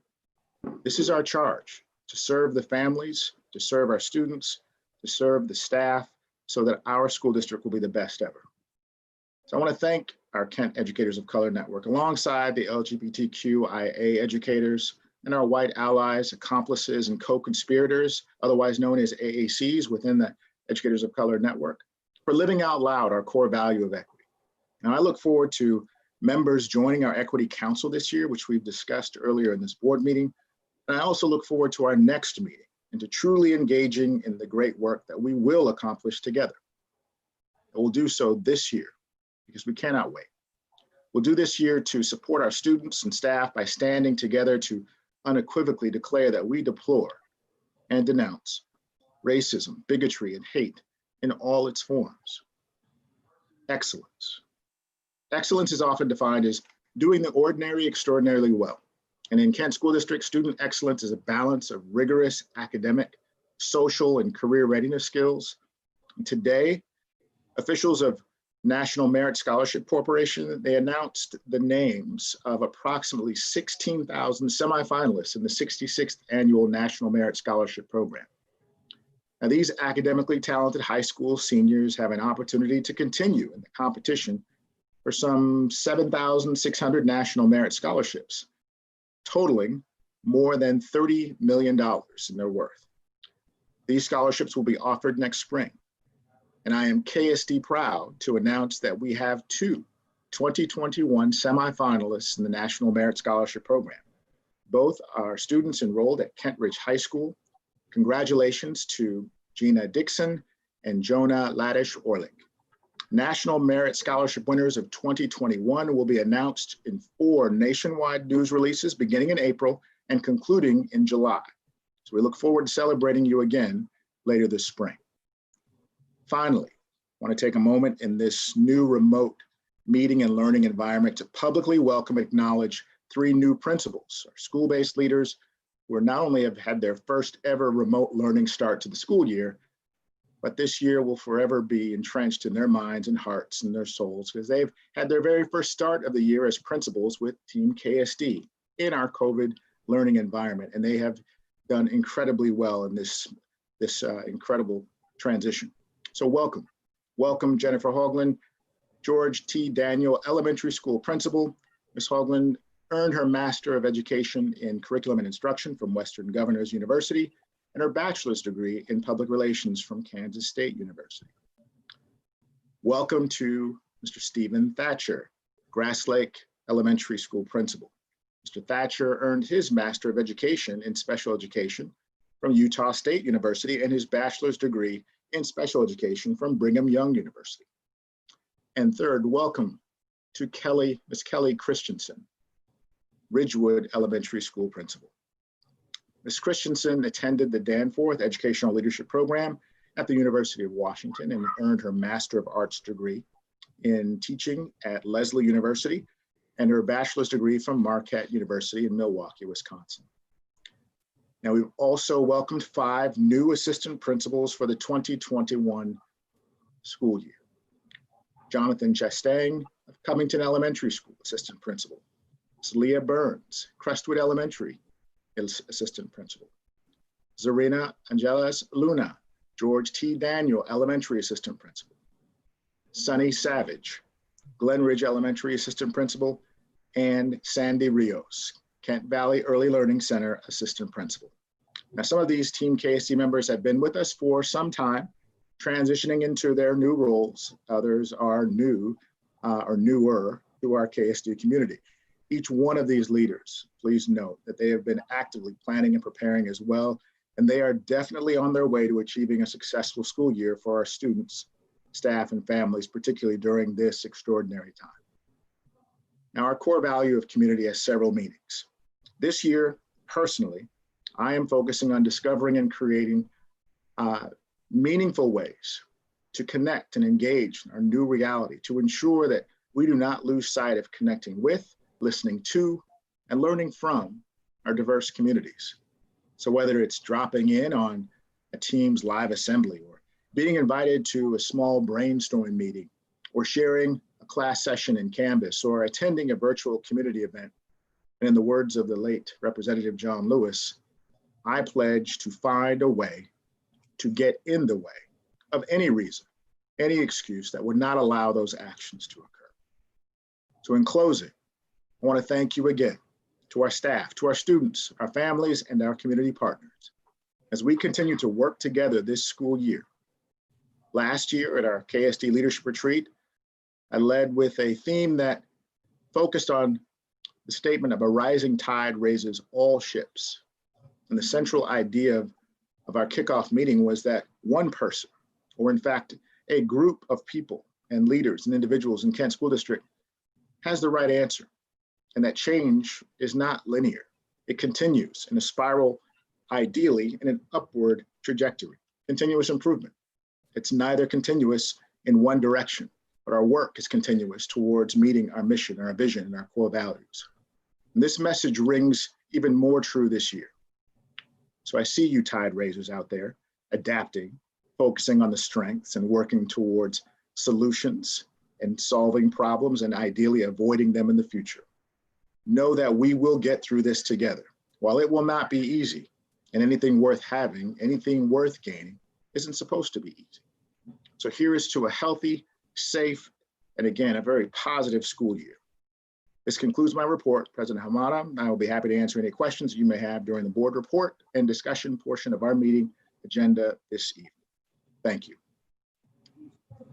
Thank you, Dr. Watts. We're now on to 4.0, our legislative update. And now I'd like to call on Director Vengadasulan to give the legislative update. Yes, legislation obviously not in session, so I'll just touch on a couple of things that affects our district. And well, first, we do have our session on the 16th, I believe, to talk about our legislative assembly and our priorities. And I want to thank Director Bettinger for finishing the 15 priorities for us. So if everybody can send that on to the district, to Pam or Dr. Watts, then we can have a robust discussion on the 16th. I just wanted to touch on a few things that have come up. Obviously, we didn't have a meeting since August 31st. So the Department of Agriculture has extended several of the waivers that allow school districts to serve the meals to students impacted by COVID. So I just wanted to mention that they can receive meals at no cost. Some of this just information to the public. I'm sure the district is following a lot of this. There is a new dual credit grant by OSPI that would close the equity gaps and expand the dual credit programs for our district. So not sure if everybody's aware of that and if we've applied.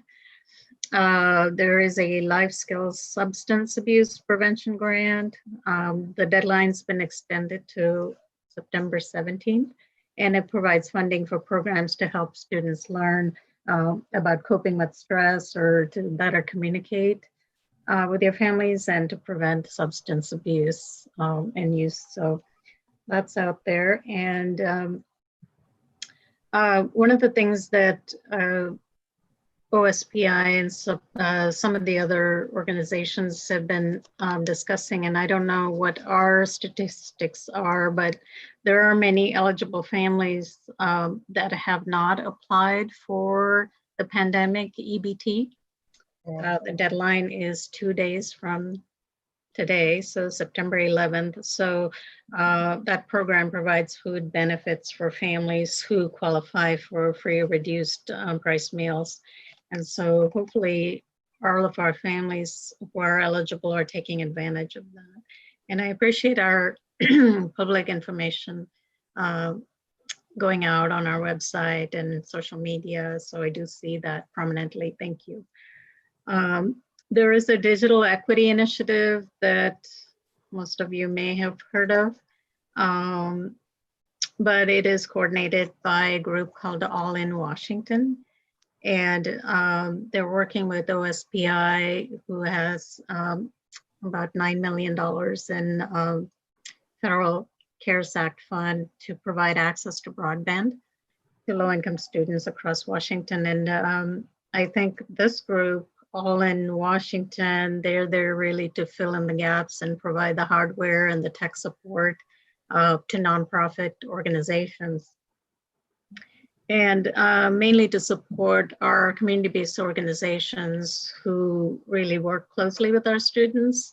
And one of the things that has come up with our couple of our communities, our Somali communities, and is that there's not enough tech support. A lot of folks are working towards getting the right equipment, but I think the concern is also tech support.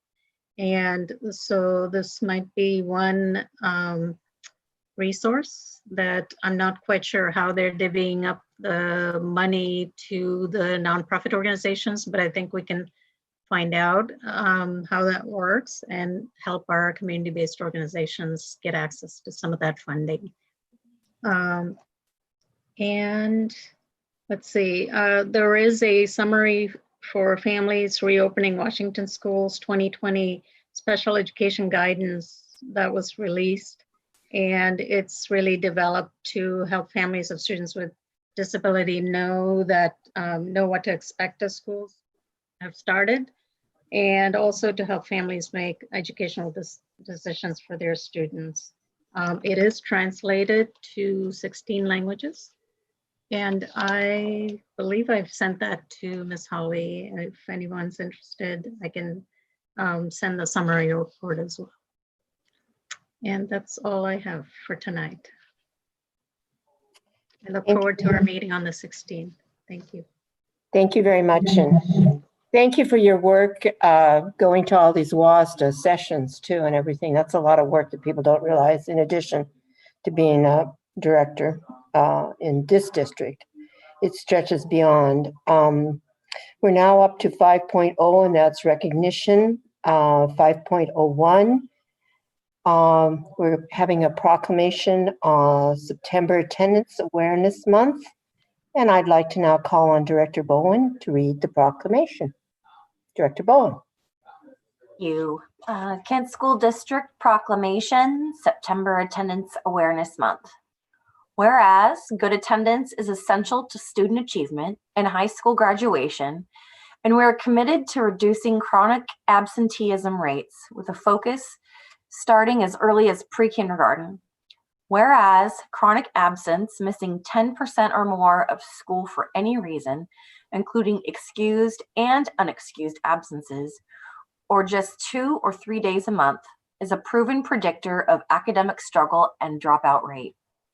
Whereas improving attendance and reducing chronic absence takes commitment, collaboration, and tailored approaches to particular challenges and strengths in each community. Whereas research shows that chronic absence as early as pre-kindergarten and kindergarten is associated with lower 3rd grade reading scores, 6th grade course failure, and an increased dropout rate for 9th graders. Whereas chronic absence can be significantly reduced when schools, parents, and communities work together to monitor and promote good attendance and address hurdles that keep children from getting to school.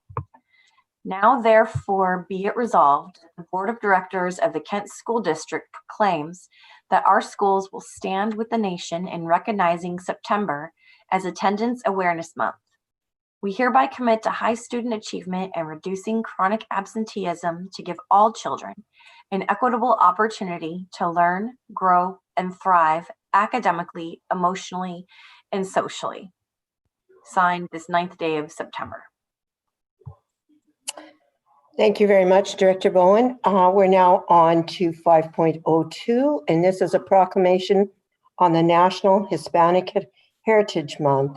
And I'd like to now call on Director Bettinger to read the proclamation. Director Bettinger. Thank you. Whereas September 15 through October 15 is celebrated throughout the United States as National Hispanic Heritage Month, providing an opportunity to honor the contributions of Hispanic leaders and students of Kent School District and our community. And whereas this year's theme, Hispanics Be Proud of Your Past and Embrace the Future, invites us to reflect on Hispanic Americans' history, accomplishments, shared culture, and sense of community. And whereas in the Kent School District, the Hispanic community now constitutes 23% of the district's student population, with almost 6,000 students identifying as Hispanic, and whereas the Kent School District is committed to the promise that regardless of where students come from or what they look like, all are afforded an equal opportunity to graduate from Kent School District as young adults who are globally competitive learners, prepared to excel in college, careers, and in life. And whereas the Kent School District is dedicated to working together to address the challenges still facing Hispanic students in equity and access so they may prosper in school, in King County, in Washington State, and around the world. Therefore, be it resolved, the Kent School District Board of Directors recognizes September 15 through October 15, 2020 as National Hispanic Heritage Month, with the intention that Hispanic heritage be recognized, discussed, and celebrated in Kent School District schools and classrooms during that time. Signed this 9th day of September, 2020. Thank you very much, Director Bettinger. We're now on to 6.0, Board of Directors Discussion and Approval. And we're on to 6.01, which is the service agreement for, oh boy, my glasses are, mail, machine, and folder inserter equipment. I'll entertain a motion. I move to approve agenda item 6.01, service agreement for mail machine and folder inserter equipment. A second. Discussion.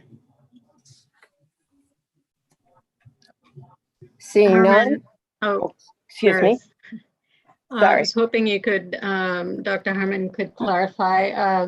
I wanted to make sure that everyone understood that this was something that the board approved already in December. And so we are approving the amount that is going out to them this year. Thank you, Director Vengadaslam. Good evening, President Hamada, members of the board, Dr. Watts, Ms. Holly. Yes, so the Pitney Bowes is not a new vendor for us, a new contract for our mail insert machine. We've used them for several years. It looks like over a decade. In December of 2019, we needed to renew our 5-year lease agreement using our interlocal agreement. And so we bought that contract to the board in December of 2019 to renew.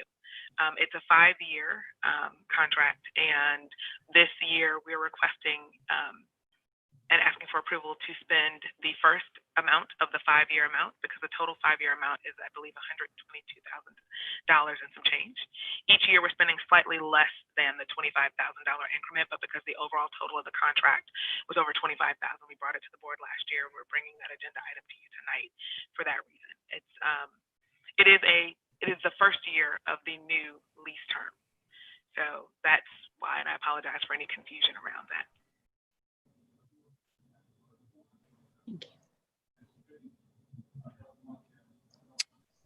Any other discussion? Okay, it has been moved and seconded for the service agreement for mail machines and folder inserter equipment 6.0 be approved. All those in favor signify by raising your right hand and saying aye. Aye. Aye. All those opposed signify by raising your right hand and saying nay. Abstentions? Seeing none, the motion carries. On to 6.02, quality business services, copier supplies, and maintenance charges renewal. I'll entertain a motion. I move that we approve quality business services, copier supplies, and maintenance charges renewal. I'll second. Discussion.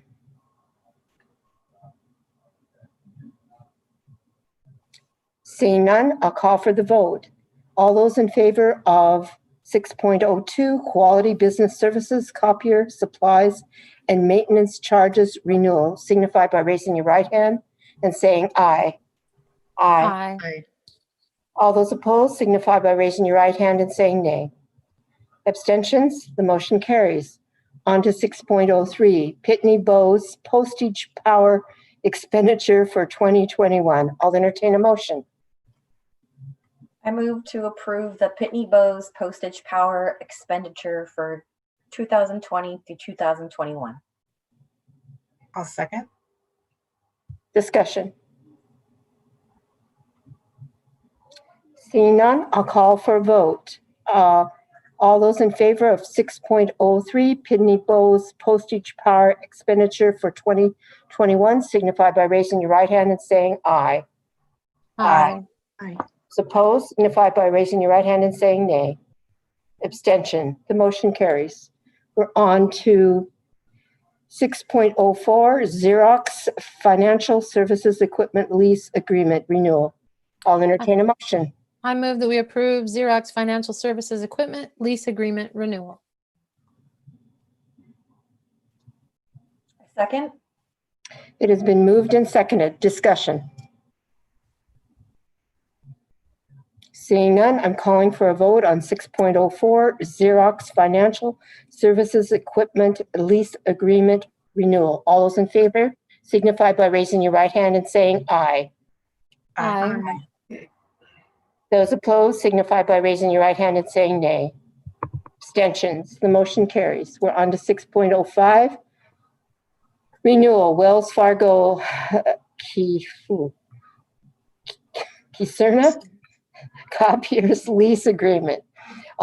I'll entertain a motion. I move that we approve renewal Wells Fargo Kyocera copiers lease agreement. I will second. Discussion. Seeing none, I'll call for a vote on 6.05, renewal Wells Fargo Kyocera copiers lease agreement. All those in favor signify by raising your right hand and saying aye. Aye. All those opposed signify by raising your right hand and saying nay. Abstentions? The motion carries. We're now on to 6.06, renewal. Kyocera Document Solutions Northwest, full service maintenance agreement for copiers/MFP. I'll entertain a motion. I move that we approve 6.06 renewal Kyocera Document Solutions Northwest full service maintenance agreement for copiers/MFP. I will second. Discussion. Seeing none, I'll call for a vote on 6.07 renewal Casera Document Solutions Northwest full service. 6.06. Excuse me, That's 6.06. okay. Thank you. Again, I should go get my glasses. Renewal Casera Document Solutions Northwest full service maintenance agreement for copiers /MFP. All those in favor signify by raising your right hand and saying aye. Aye. Aye. All those opposed signify by raising your right hand and saying nay. Abstentions. The motion carries. On to 6.07 renewal. SHI International Microsoft Licensing Agreement. I'll entertain a motion. I'll move that we approve agenda item 6.07, renewal SHI International Microsoft Licensing Agreement. I second. Discussion. Seeing none? Question. Oh, I have a go question. Go ahead. Sorry, for Mr. Christie.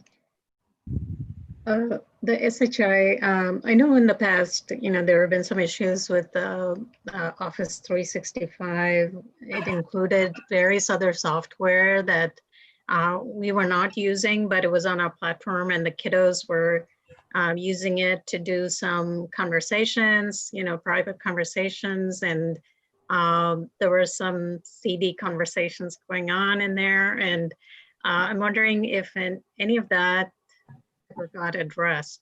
I kind of dropped that conversation. So thank you for the question. Make sure you can hear me. Thank you for the question, Director Venkatasalam. Good evening, President Amanda, members of the board, Dr. Watts, Ms. Holly. The platform that you're referring to is Skype for Business, and Skype for Business was replaced with Microsoft Teams in our environment. Skype for Business has been slowly downgraded from the Microsoft side, and that was the platform that a lot of that was happening, in addition to Yammer. Those two have slowly been dropped in terms of support, and we don't advertise or promote either one of those currently at this point. Okay, very good. Thank you. Any further discussion?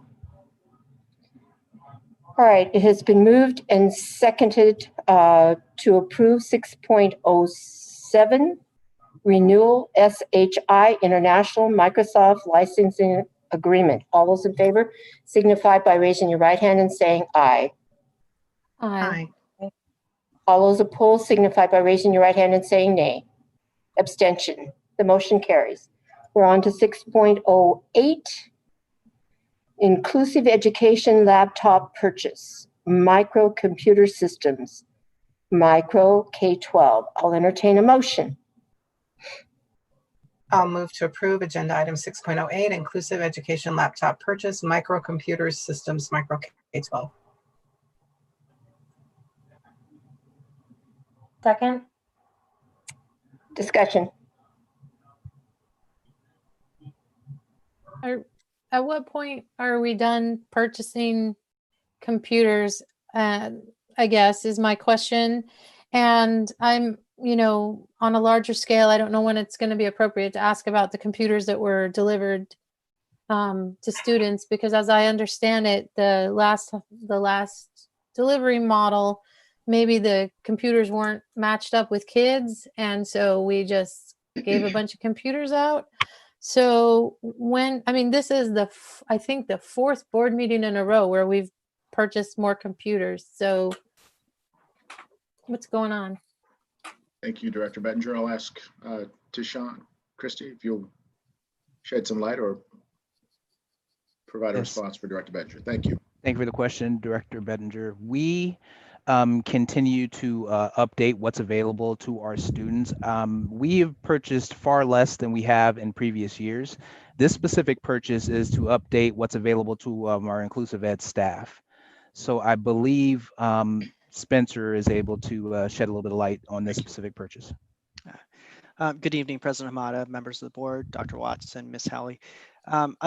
This is a routine purchase, right? We are on a kind of phased renewal cycle of trying to replace about a quarter of our laptop inventory for our staff. this particular cycle where, so their devices are outdated, either under no longer under warranty, et cetera.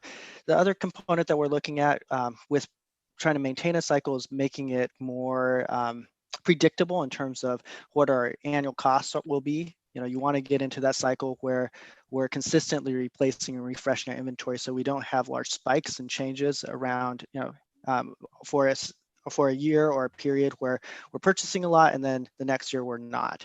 I think the last component is the reason why we pushed it out for this period of time is we're trying to figure out if we could lower the cost of our purchases for IE staff, because we've repurposed a few of our staff laptops for personnel who typically don't require a laptop. So think about some of our staff in the central office who are using desktop machines, but because we're operating from a remote stance, they need a device, and so that's kind of that's helped us in terms of refining the exact number and precise number we want to both refresh as well as ensure that we have available for our staff.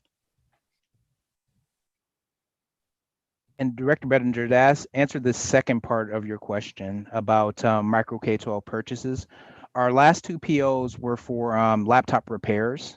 So we had one for laptop repairs for the previous year based on where our calendar purchasing follow was for an increase. And then the additional for micro K-12 was for this year's, for 2020, 2021 laptop repairs. Looking back with a quick look, we haven't ordered anything up to this point in the last few board meetings. That doesn't mean we won't need to update, because we are running into later years in some of our equipment. Thank you. Any further discussion? Seeing none, I'm now going to call for a vote on 6.8, inclusive education laptop purchase, micro computer systems, micro 12. All those in favor signify by raising your right hand and saying aye. Aye. All those opposed signify by raising your right hand and saying nay. Nay. Abstentions? The motion carries. We're on to 6.09, inclusive education out-of-district placement contracts. I'll entertain a motion. I'll move to approve. Oh, go ahead. That's fine. I move to approve agenda item 6.09, inclusive education out-of-district placement contracts. I second. Discussion.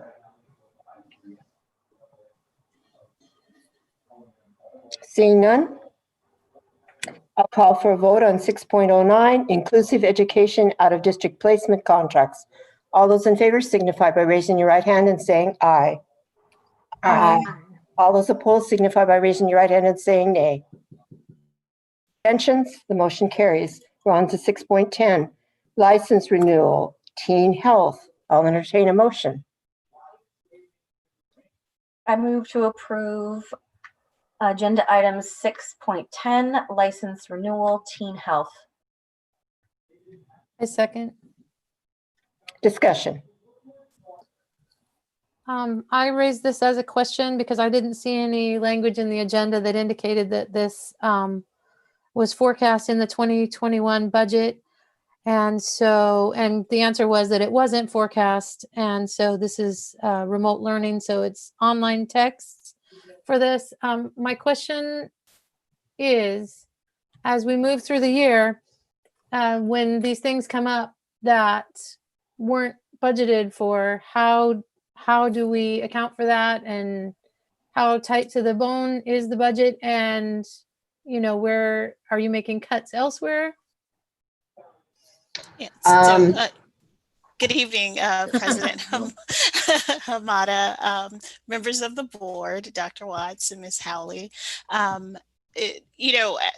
There are always some, unforeseen cost, and particularly as we transition to remote learning, there was some opportunities, and I'll phrase it as opportunities for us to provide more digital resources for our students, because most of their learning would happen outside of the school building, where we may have cut costs previously by having hard copy texts that are shared texts that students kind of use when they're in the classroom. And even if we were in a hybrid environment, we want to minimize the sharing of those resources among students. So I think the one critical piece is if we don't have the budget to cover the costs for some of those unexpected items, then those are items that we wouldn't purchase. We have projections around the cost for some or other curriculum materials that came in under budget. And we wanted to repurpose those funds to make sure that students had access to the resources they would need during remote learning. And as we transition back to in-person instruction, students would not lose access to those resources.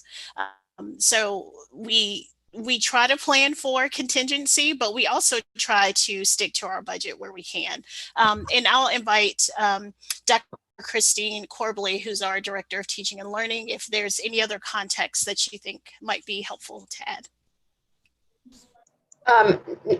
President Amata, Board of Directors, I think the only thing I would add to that is that although this wasn't budgeted for, we had budgeted for some other resources along the health lines that did cost us less money than we expected. And so we were able to shift that resource to be able to purchase the online resources for our middle school techs. Great, thank you. Thank you to both of you. Any further discussion? Seeing none, we're on to a vote, and I'm calling for a vote on 6.10, license renewal, teen health. All those in favor signify by raising your right hand and saying aye. Aye. All those opposed signify by raising your right hand and saying nay. Abstentions, the motion carries. We're on to 6.11, Eastern Washington University, where I attended 2 years of my training when it was Eastern Washington College. College in the high school. I'll entertain a motion. I make a motion that we approve Eastern Washington University College in the high school. I will second. Discussion. Seeing none, we're on for a vote on 6.11, Eastern Washington University College in the high school. All those in favor signify by raising your right hand and saying aye. Aye. Aye. Aye. All those opposed signify by raising your right hand and saying nay. Abstentions, the motion carries. We're on to 6.12, Renewal Valley Communication Radio Contract. I'll entertain a motion. I'll move to approve agenda item 6.12, the renewal of Valley Communications radio contract. A second. Discussion.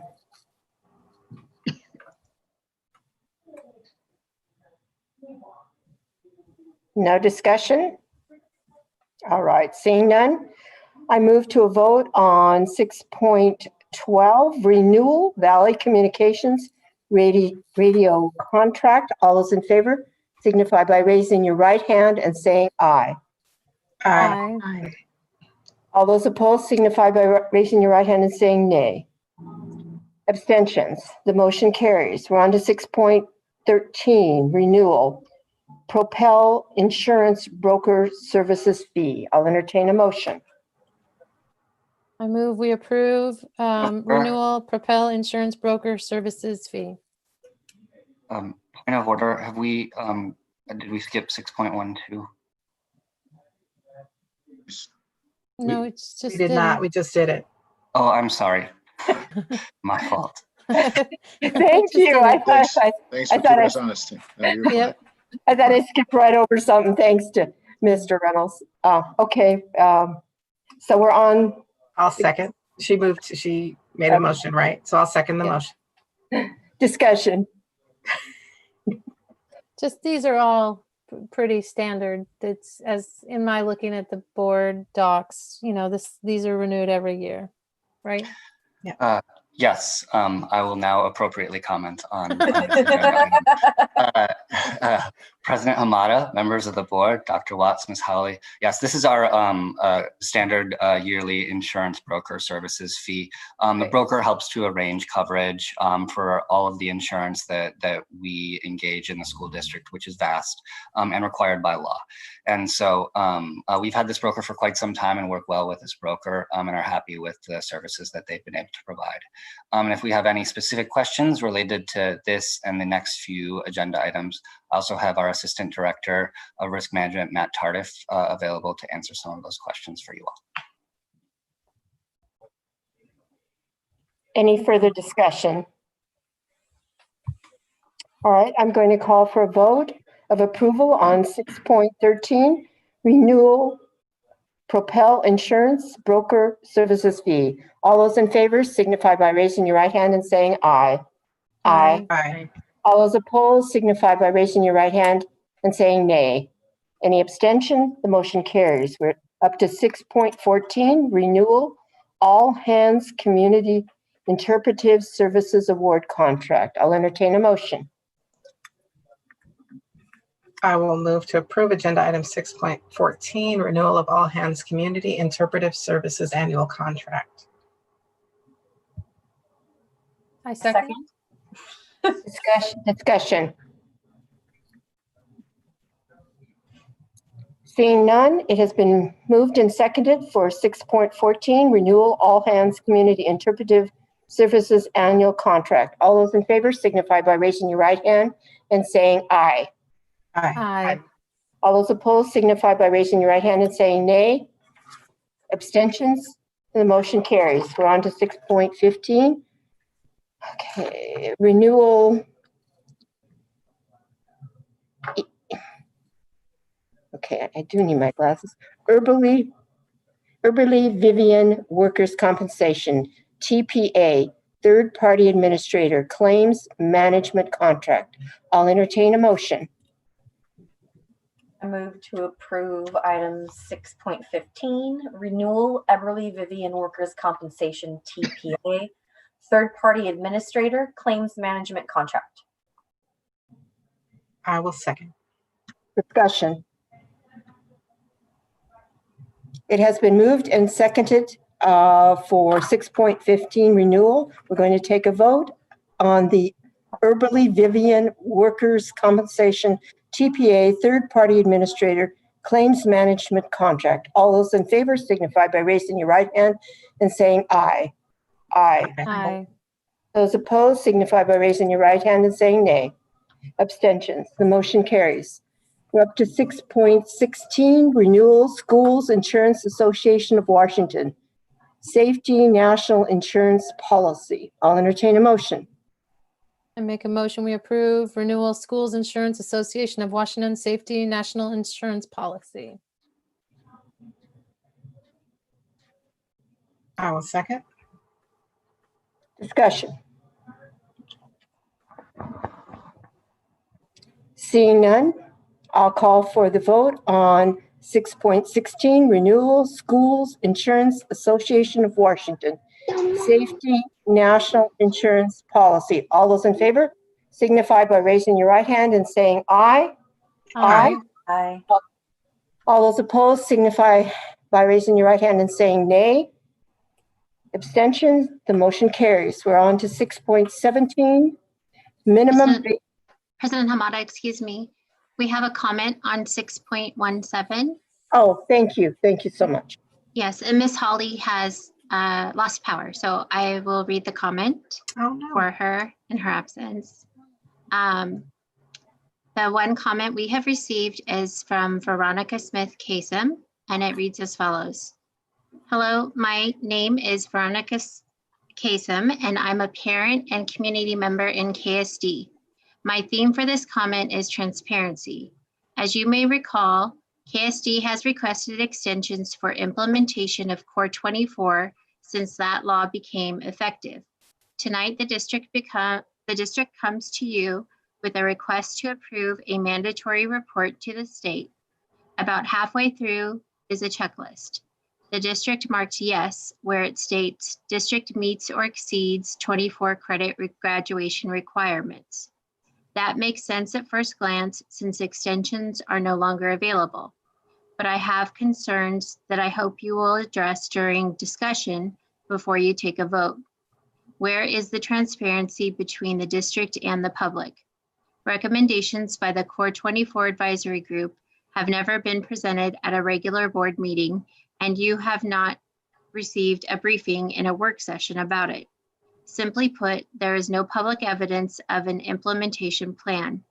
If it is merely to begin requiring 24 credits without a safety net, giving students opportunities for success, that is a problem.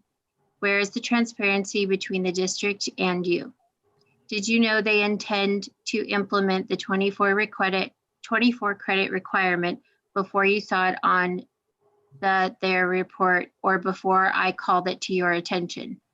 Without a forward-facing process, as mentioned above, it appears to the public that the district intended to get your approval on something they haven't told you about.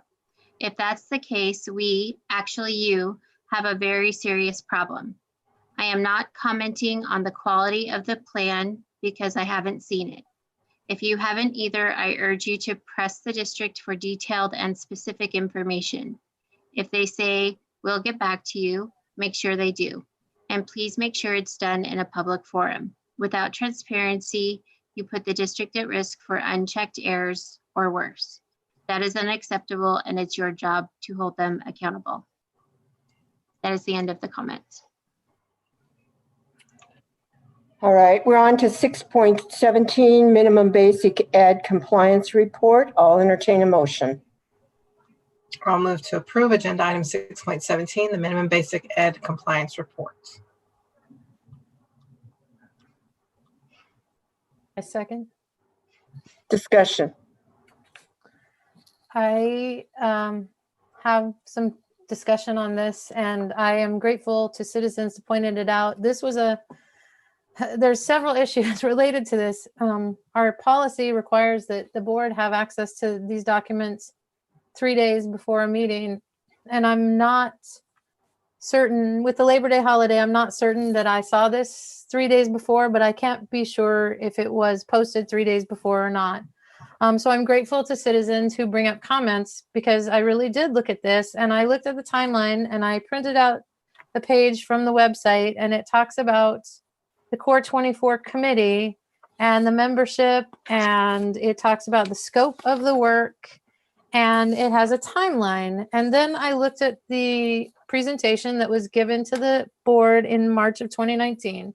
And so the timeline was early April committee membership invitation, late April committee members selected, mid-May first Core 24 committee meeting, mid-September Core 24 committee meetings to review bell schedule options, fall of 2019. The committee would share a recommendation with Superintendent Watts. I'm fairly certain this happened in late fall 2019. Dr. Watts makes the final recommendation to the board. And then from the slideshow, the timeline was presented that in the fall of 2020, we would maximize credit recovery options for class of 2020. So that's, coming up. District staff will begin infrastructure work. I'm not sure that happened. Schools will begin infrastructure work. So I too have concerns. I know that at our last meeting, I asked about Core 24 as it related to the budget. The credits require that it changed our arts credits from 1 to 2. So it's reasonable to believe that we might have needed new staffing for that. It also changes the world languages. In 2019, 0 credits were required, and now there's 2 credits required. So again, that could potentially change staffing needs. So I'd like to understand the process, and I'd like to know why this Core 24 hasn't been presented to the board.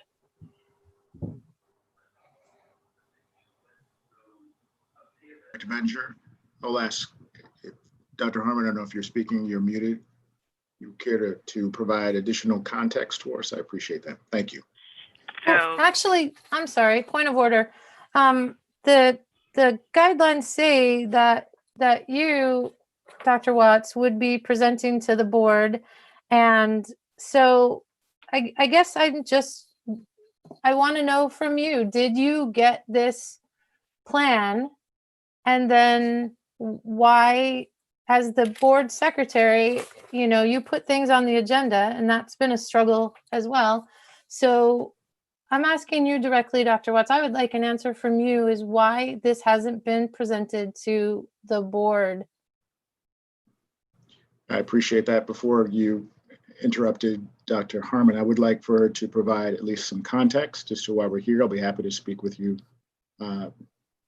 Dr. Harmon, if you would, please. So the graduation requirements are one small part of the minimum basic education requirement report to OSPI annually.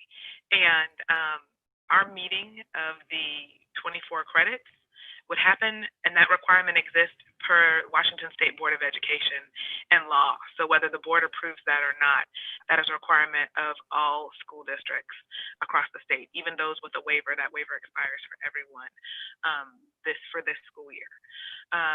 COVID presented some challenges for last year. So even districts who did not have that waiver were waived due to the policies, RCWs, and WACs that were adjusted and changed as it relates to graduation requirements.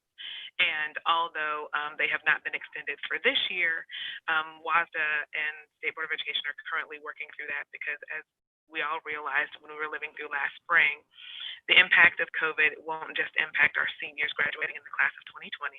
It will impact all high school students, as they all had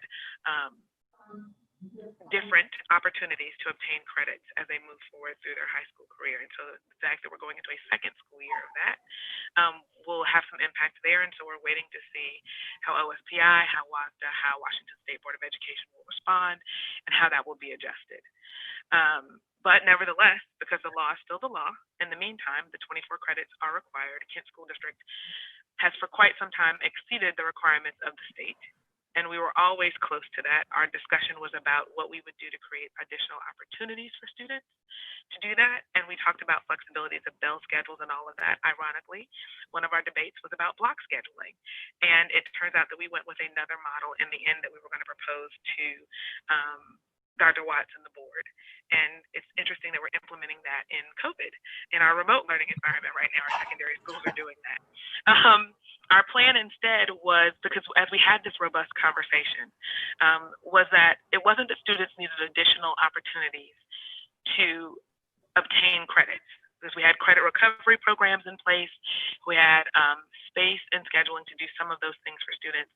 It was they needed the extensions, the social emotional supports, remediation, and tutoring opportunities.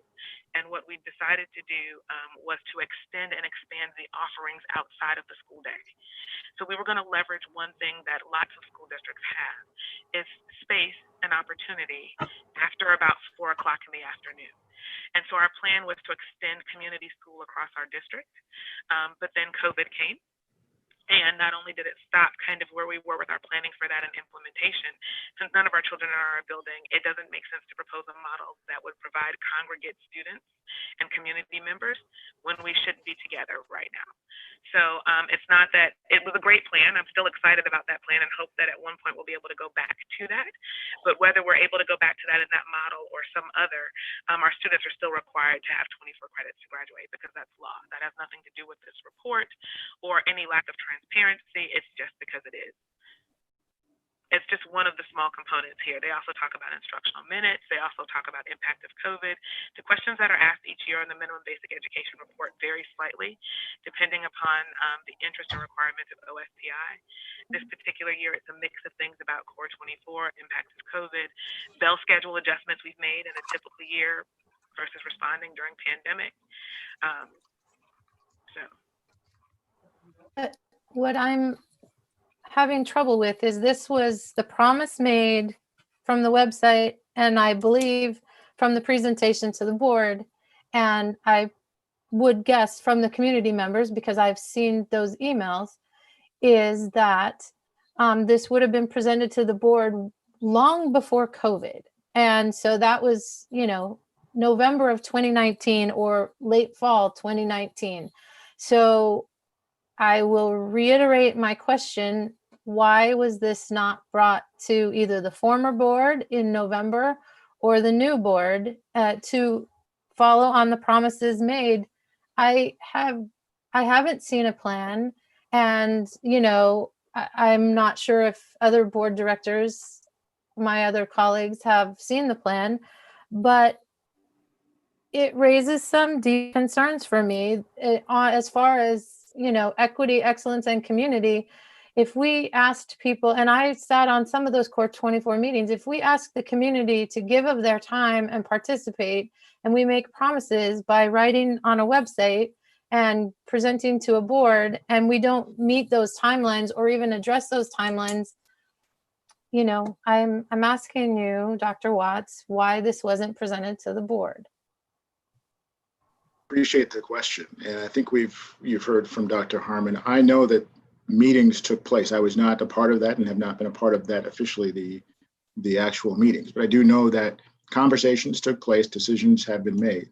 I can't tell you with a reasonable degree of certainty, other than I did not have the information to present. We did not plan for that this time. Does not mean that work was not getting done, as Dr. Harmon shared with you. So what I certainly will do is speak further with Dr. Harmon to obviously assess the details as to why. The answer to your question, I can't give you that today, but certainly know that the work is done, is being done. Certainly we know that we had to make some adjustments. We do know that. So while I can't answer your question today, I certainly will follow up with Dr. Harmon, and I'll be happy to provide you and the board with a response. So the committee, you did not get any information from the committee, and you have not seen a plan. Is that what you're saying? I'm not saying that. I'm saying I was not a part of the planning itself. But I'd have to take a look at the document that you're referring to. I'm sorry, I can't specifically speak to that at this time. I pulled that timeline from the Kent School District website. So I am asking specifically, there were promises made with this timeline, and it said that in the fall of 2019, there would be a recommendation shared with you, and then you would share that recommendation with the board. And I'm trying to be responsive to our community, and also the deeper concern I have. I know at least, I know there are many students that this is impacting, and I have a personal interest in this as well because I have a high school junior. Vice President Daniels has a student in high school, and I'm just trying to. I am agreeing with this constituent. It doesn't seem forward facing, and there were promises made that this was going to occur, and other districts have completed this. So I'm just trying to understand why this wasn't presented to the board. That's my simple question. I understand. It may seem simple. It may not have a simple answer at this time. I obviously have to do some research and have that follow-up conversation with Dr. Harmon, but I will certainly follow up with you, Director Bettinger. And just because I can't give you that answer today does not mean there's not an answer. So just know I look forward to our follow-up. Okay. Thank you. Dr. Watts, Yes. I had the privilege of serving on that committee. Absolutely. And it was a great committee. We had some wonderful discussions, and I'm not sure, Director Bettinger, that this 6.7 is completely tied to that.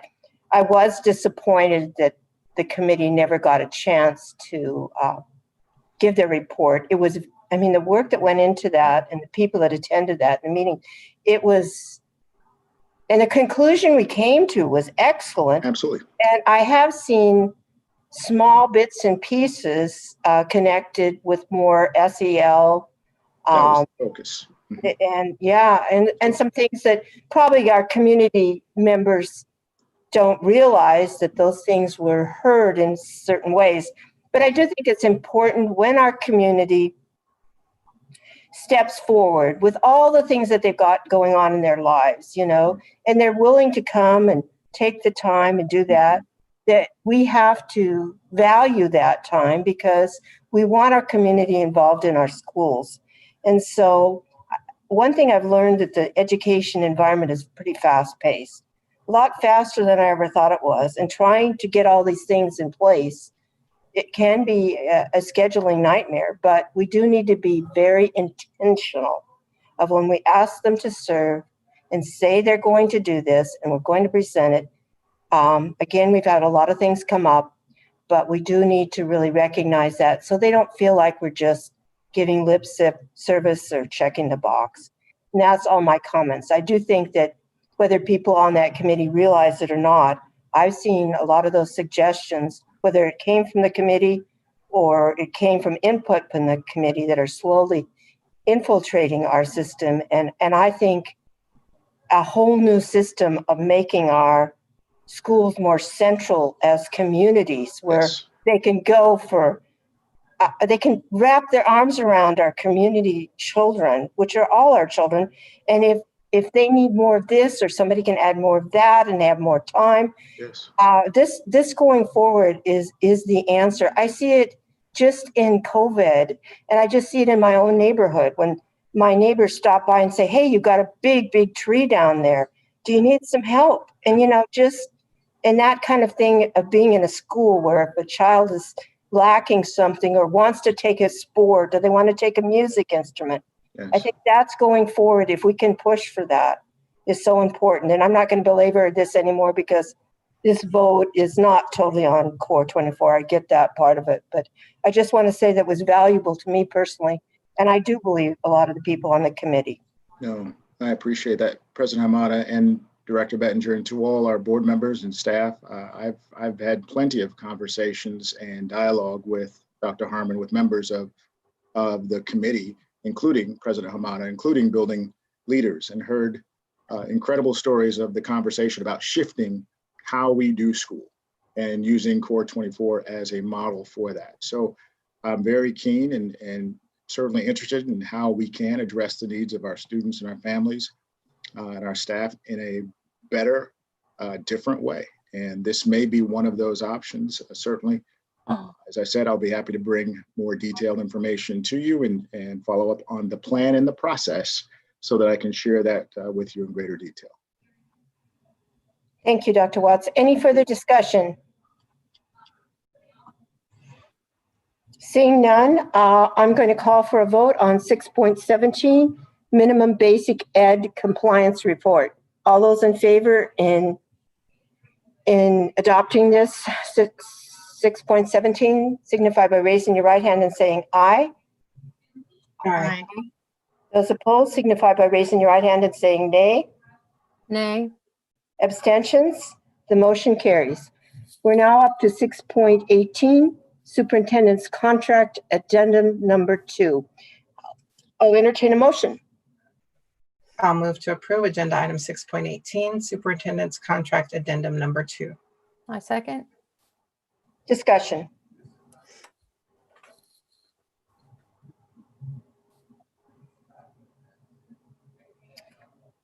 No discussion? I have something prepared I'd like to read tonight. You'll entertain my comment. Board governance is difficult, especially for a natural born advocate for various causes, as I have been in the past. Having said that, I care deeply for my community. I am passionate to help those who often have no voice, and I deeply want the best for all kids. We are in a pandemic, and I'm certainly aware of that. People have been losing jobs, businesses, and soon the tsunami is going to hit when the moratorium on evictions for non-payment of rent will arrive. I get it. There's a lot of pain out there. As a board director, I am one vote, one opinion, and we take a vote and the majority rules. We move forward as a board. We voted to extend Dr. Watts' contract. He is my superintendent going forward. I am going to do everything possible to make this district succeed. Attracting the best field demands equivalent pay for that position. Dr. Watts has not taken a raise for 3 years per his choice. I will continue to do everything humanly possible for me as one director to make this school district the best for all kids. My vote will reflect that. It is time for us to all come together to make that happen and hold all of us accountable going forward to fulfill our positions. Thank you for extending me that liberty. Any further discussion? Seeing none, all of those in favor of 6.18 Superintendent's Contract Addendum Number 2 signify by raising your right hand and saying aye.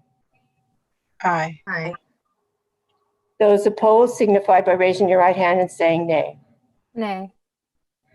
Abstentions? The motion carries. We're on to 7.0 consent agenda. I would like to ask the board if anyone wishes to pull a consent agenda item for discussion.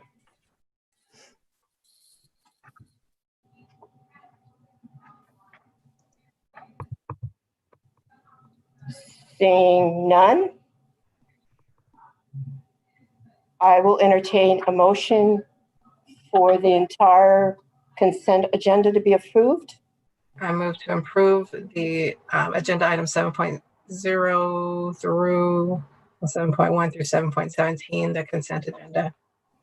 Is there a supplemental that would be 7.18? Oh, 7.18. Well, the personnel, is that added to the personnel report or is that something separate? It's in replace of the existing. Okay, so no, Oh. there would be. Okay, Okay. thank you. I second. Discussion. Seeing none, I'm going to call for a vote on consent agenda 7.01, 7.02, 7.03, 7.04, 7.05, 7.06, 7, 8, 9, 10, 11, 12, 13, 14, 15, 16, and 17. All those in favor signify by raising your right hand and saying aye. Aye. Aye. All those opposed signify by raising your hand and saying nay. Abstention. The motion carries. 8.0 informational.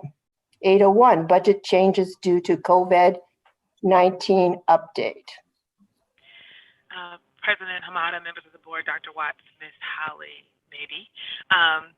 This was what I spoke to in the work session when we were talking about, I believe Director Bowen asked a question about when we'd have an opportunity to hear more.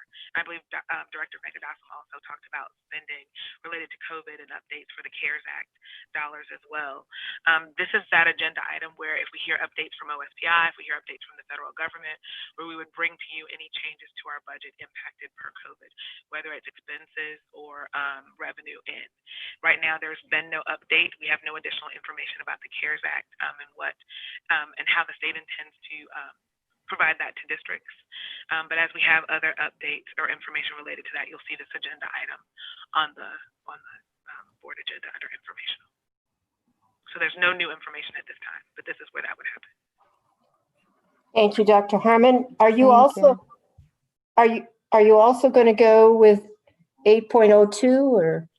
We can keep going with 8.02. And so this is a similar piece. So we know that WASDA will put out a series of model policies related to COVID-19 in the spring. We were hoping, and they've mentioned that they would have some updates for that this fall.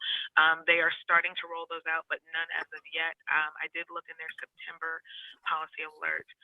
They have a model resolution and some suggested encouraged policies. They're not necessarily specifically related to COVID, and we'll discuss some of those on Saturday. But this is, again, the place on the agenda where that would be, so we could start the policy update process regarding those as well. All right. And 8.03, May financial statement.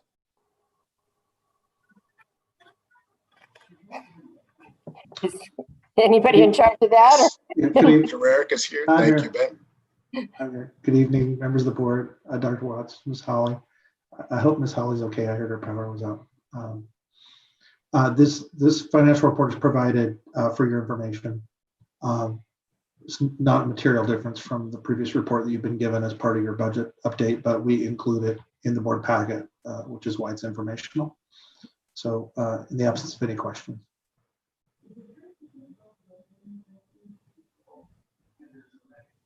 Questions? Seeing none, we're on to 9.0, final communication from the audience.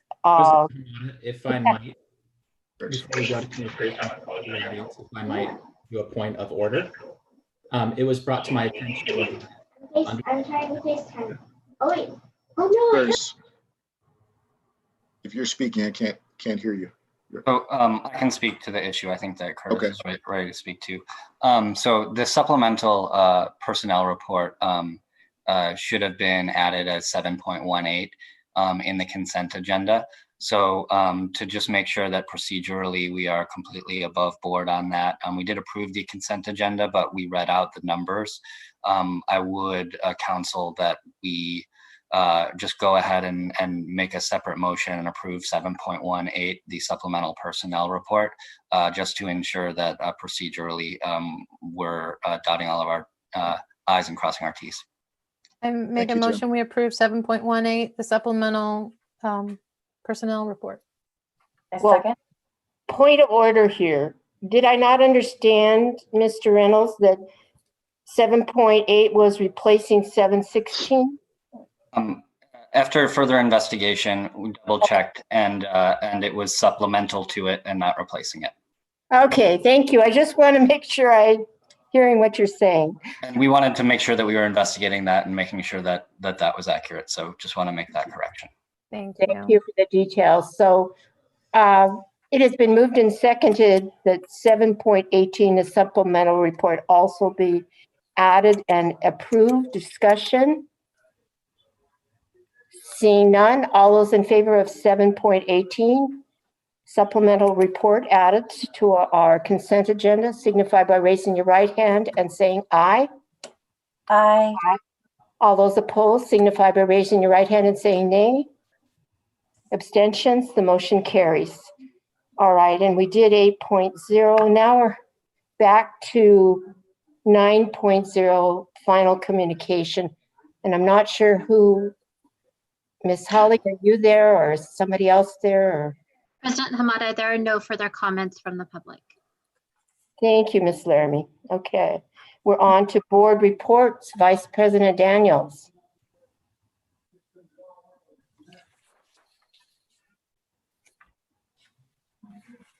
Oh, you're on mute, Denise. My dog barks randomly, so I try to stay muted. So I want to take this time to thank everyone for attending and thank everyone for their time. I know, the beginning of this year has been unique for all of us. It's been very interesting in my home as well. But I appreciate the effort, and I do see that has gone into all of this. I mean, all of the preparation, all of the work that the teachers have done, staff has done, to try and make sure that this is as smooth as possible and as successful as possible for our students. And I do appreciate that. Of course, we know, there were going to be some issues, and I guess I know all of you know Kent is not unique at all. Some districts couldn't even start because of power outages. We had districts go down with technology. I mean, it is what it is, and it's a reality of what we're doing. So I just want to continue to ask for grace as we, those of us that are, trying to make this right, move forward. I know there's a lot of challenges. I know we're not going to get it right. I know that there are some folks who feel it's going great, and I know that there's some folks who feel it's a complete failure. And so I just ask for, that you understand and have continued grace. I was having a conversation with a parent not too long ago, and and she was concerned, and as a working parent, what do I do? I said, well, how many of our teachers do you think are working parents? I mean, all of us, right? There are many of us are working parents, and so I think we just have to all understand that about each other, understand that we face a lot of the same challenges, and we're all just doing our best to try and work through it. So I appreciate again all of the work that's gone into this. I know it will continue to get better. And, it may take a little bit of time, but it will continue to get better. So, and I just Again, can't thank everyone enough. I've talked to some people who've been in tears, and I've talked to some people who've felt great, and just know however you feel, it's okay and it's great. And, you know, we just have to keep moving forward in the best way that we can. I hear the issues that the community has, and I've responded, and again, asked for just a little bit of patience and grace, because this is new to everyone. And so we're all just trying to work through this. But I also had a few questions about some things that I believe we're going to have a little bit more discussion on later on. So thank you for your time. You guys have a great night. Thank you. Director Brenda Gosselin, do you want to go next? Sure, I don't have much. I also just want to follow up on Vice President Daniel's comments about grace and having just a thank you to our educators. You know, there's so many competing interests with some families wanting more time with their educators and some feeling overwhelmed. So I really appreciate what our teachers are going through, and they're going through a lot. And so I think it's a time where we just not do the blame game, and really communicate with respect with teachers, with families, and families with teachers, to identify what their children are best suited to do in the classroom. And so I really appreciate everybody working towards ensuring that our students are successful, and making sure the needs are being met. And I hope we'll count on our community-based organizations as well to provide the necessary supports that our educators and our families need. Thank you so much for all you've done. And I really, again, I thank you so much for Talk 2020, because I feel like a lot of what was learned there is being implemented in the classroom. And that to me is really hopeful, you know, what professional development can really do. So I know we're not hearing about that part of it, but I do hear from teachers saying how wonderful and helpful that was for them to begin this new adventure. Thank you. Director Bettinger? Sure. I have some things. I went to third grade today. I got to sit in on Mr. Wayne Jensen's class at Ridgewood Elementary, and he asked me to extend an offer to my board colleagues and to the superintendent. He's welcoming anyone who would like to attend his class to do so. I was there the entire time from 8:30 till 1 o'clock. And so I got to see it all. And I will say, because it was a Wednesday, they didn't have any breakouts for specialists. So I didn't get to see that piece of it. So I am intending to go back to school to third grade, and so I can see that piece of it and see how it works. And so first of all, I just want to thank all the staff and the students and the parents. Again, just echoing what Vice President Daniel said and what Director Vengadassalam said. Everyone's working hard. Everyone is facing challenges. And I saw firsthand, there were students that just couldn't get in or logged in until about half an hour to up to 2 hours into class, despite repeated tries. And so it was really nice to see how the kids were using chat to, tell Mr. Jensen that someone was having trouble. A lot of times it required literally rebooting a whole computer as best as I could understand it. There was one student who this was the first time they'd been able to even log in since school started. So, out of, I think there's 23 students in that class, by lunchtime, all students had been able to log in. So I would highly advise anyone else, because I do have questions, but more, I would like to have more of my board colleagues, experience it. So then, there's some insight. Some things that I saw that happened that were, that I didn't quite understand at first is, a lot of time is spent the students have to navigate to different websites, and some of these different websites have logins. And so a good portion of class was spent just teaching third graders to navigate to the King County Library site so they could get books to read, and teaching them how to log in and navigate to iReady so they could take their start of school assessments. So, and then technology did not work, video streaming did not work. And so I really admired the way Mr. Jensen stepped in and covered for those technological breaks. And it was very, again, I understand why he's teacher of the year. So the superintendent indicated that I could ask questions at this time. So, based on all the emails we've been getting that kind of follow along the line of some comments we heard tonight and the seated time, what is the plan for elementary students going forward? Is the intent to keep them seated 3 to 5 hours? We have discussed several options. I know that Ms. West has certainly discussed several, I'll just call them strategies that we could use to better support our elementary school students. I'll let Ms. West share a few insights. So yeah, we certainly try, and good evening again, board. Yes. We certainly try to operate in the spirit of continuous quality improvement.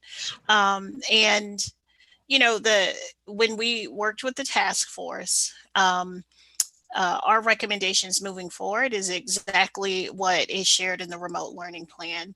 Mm-hmm. There are contingencies, I think, that sometimes make scheduling a little more complicated just based on how we're staffed. And one of the things that we really tried to keep consistent was having a concentrated block of time where students could have access to their teacher in a variety of ways. So if you would look at our remote learning plan, the synchronous instruction time, and hopefully we're all kind of familiar with that term at this point. We've kind of maybe have heard it ad nauseum. But during that synchronous learning time, really the idea is that teachers would have about 20 to 30 minutes of direct instruction with the student. There's that opportunity for some guided practice that can be done with the entire class, that could be done with smaller groups of students during that time.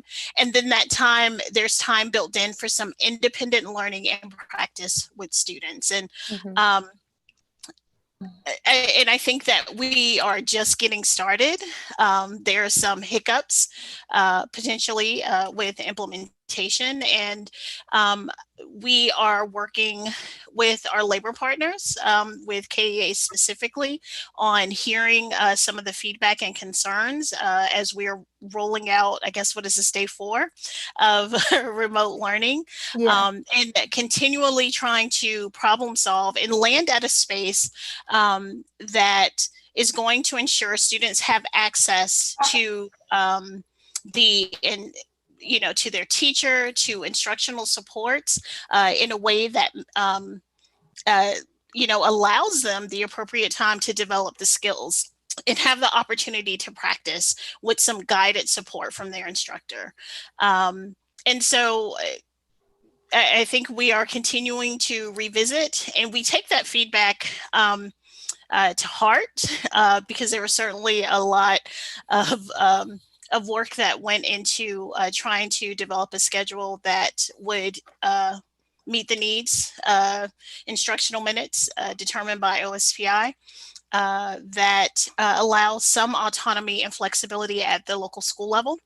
so that the specific circumstances that need to be considered in supporting students is considered in that process.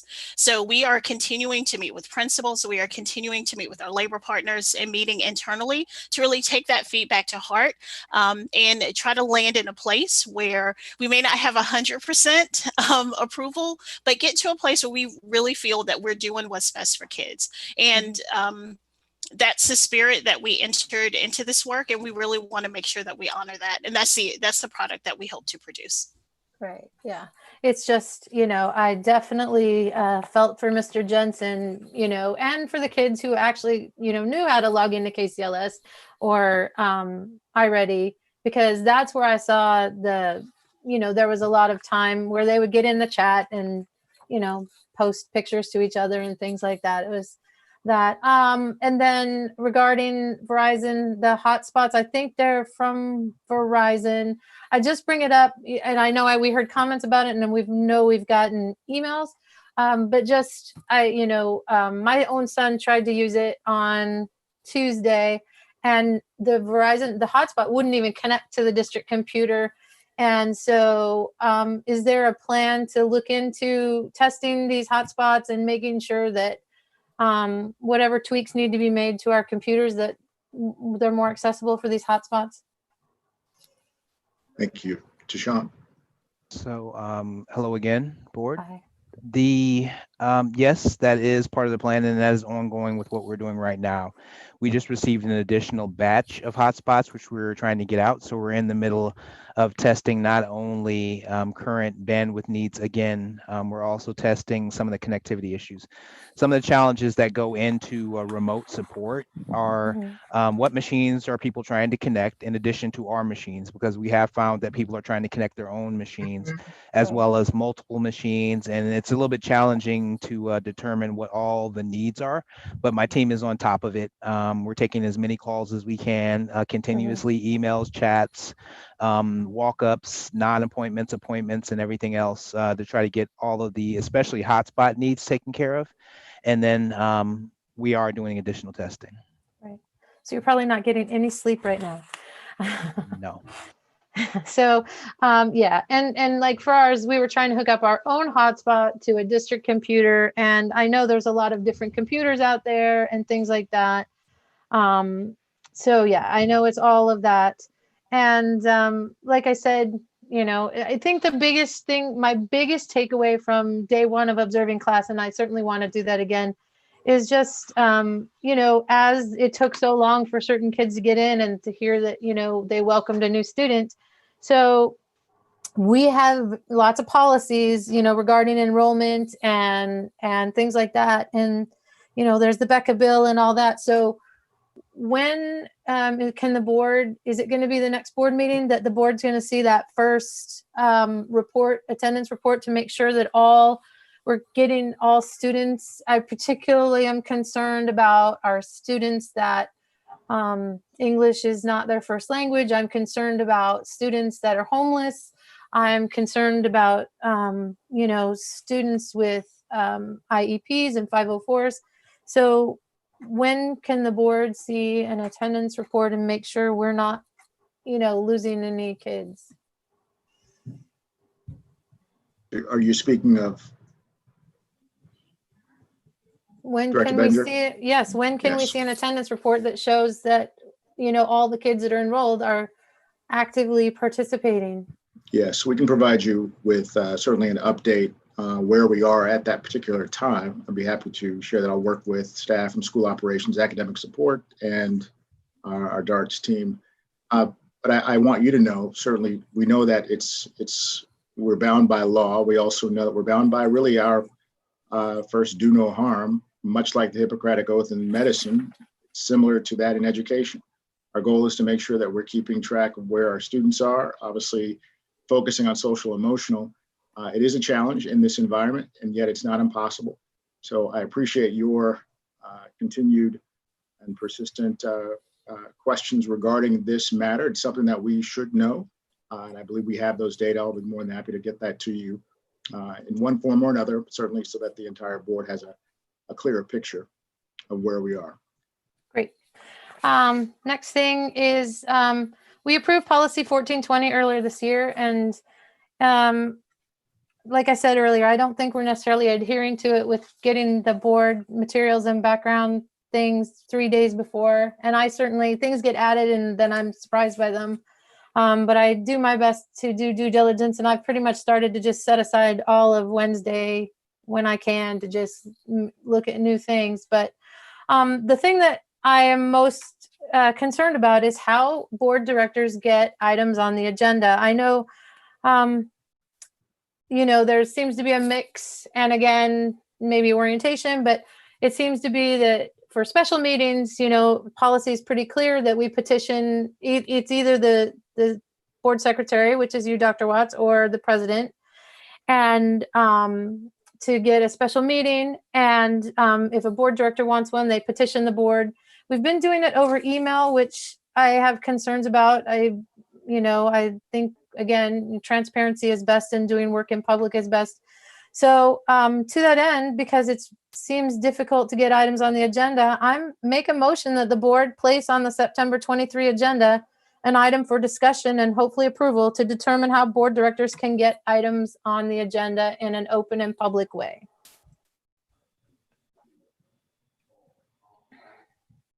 I guess I'm a little confused by the whole discussion because, we talked about the 2x2 agenda, which, by the way, was a community member who recommended that we sort of rotate coming up with the agenda if we have anything that we want to place, and then we would contact the other board members, or the president would, and get their thoughts as well.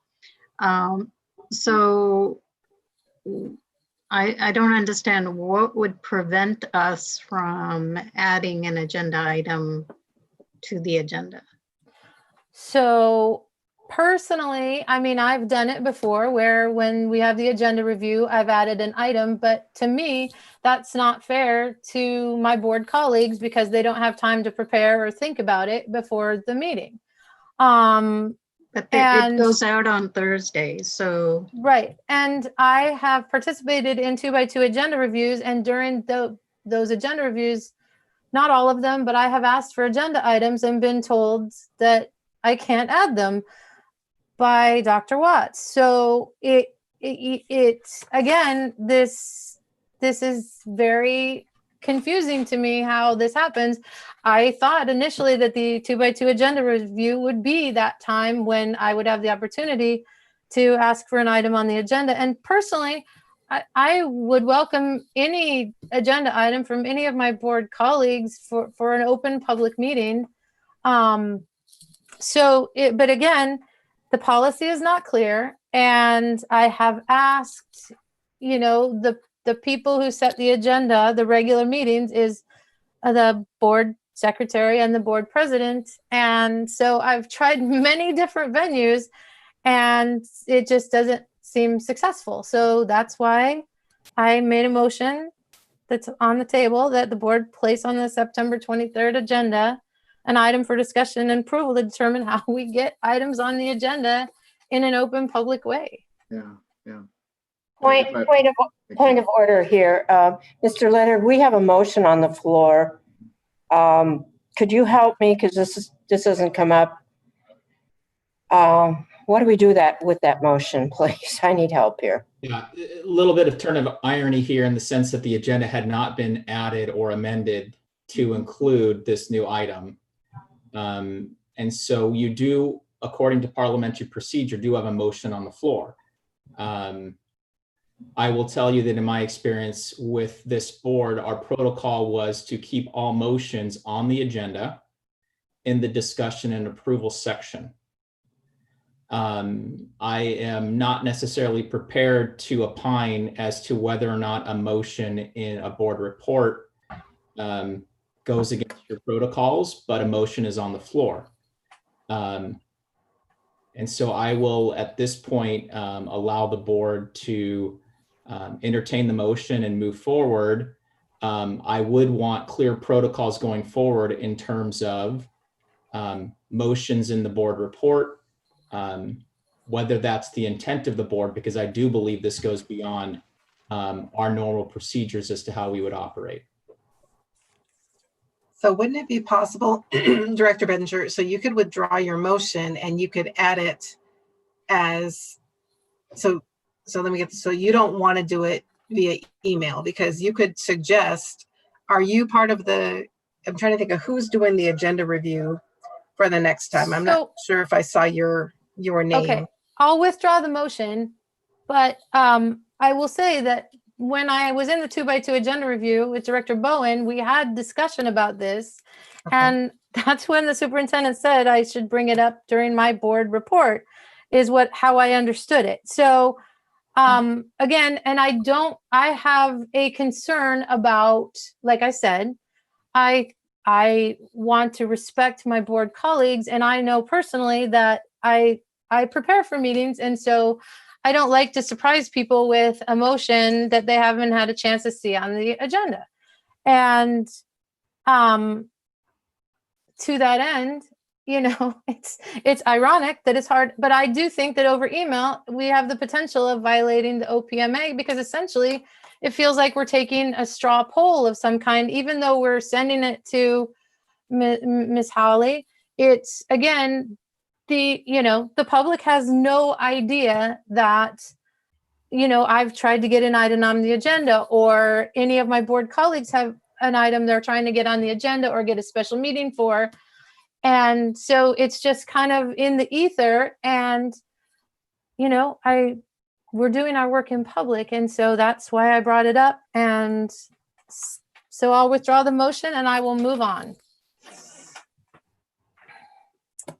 Well, if I may, and I appreciate Director Benninger, since you did bring my name up in conversation, I'd like to clarify, when we discussed, I don't recall saying that this was the only way that you could bring this matter to the attention of our board. This is an opportunity to at least bring an idea for discussion. And we did talk specifically about not necessarily to take action.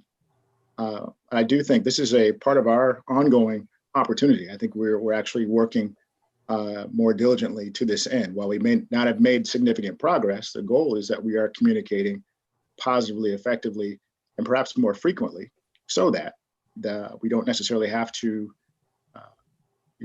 determine when the best time is to bring something up, that we would have had opportunities to have that conversation.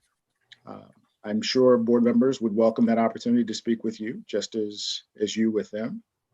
And I think that's one way, not the only way, that we can solve this dilemma as it appears, based on what I'm hearing.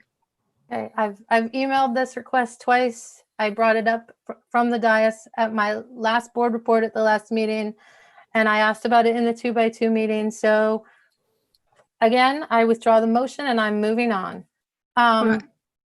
Can I suggest that we bring it up at our board superintendent and governance team to kind of, there is a question about items being, we want items on agendas, and sometimes, we don't get it the time we want it. It might happen maybe a few weeks down the road, but we all have that opportunity. So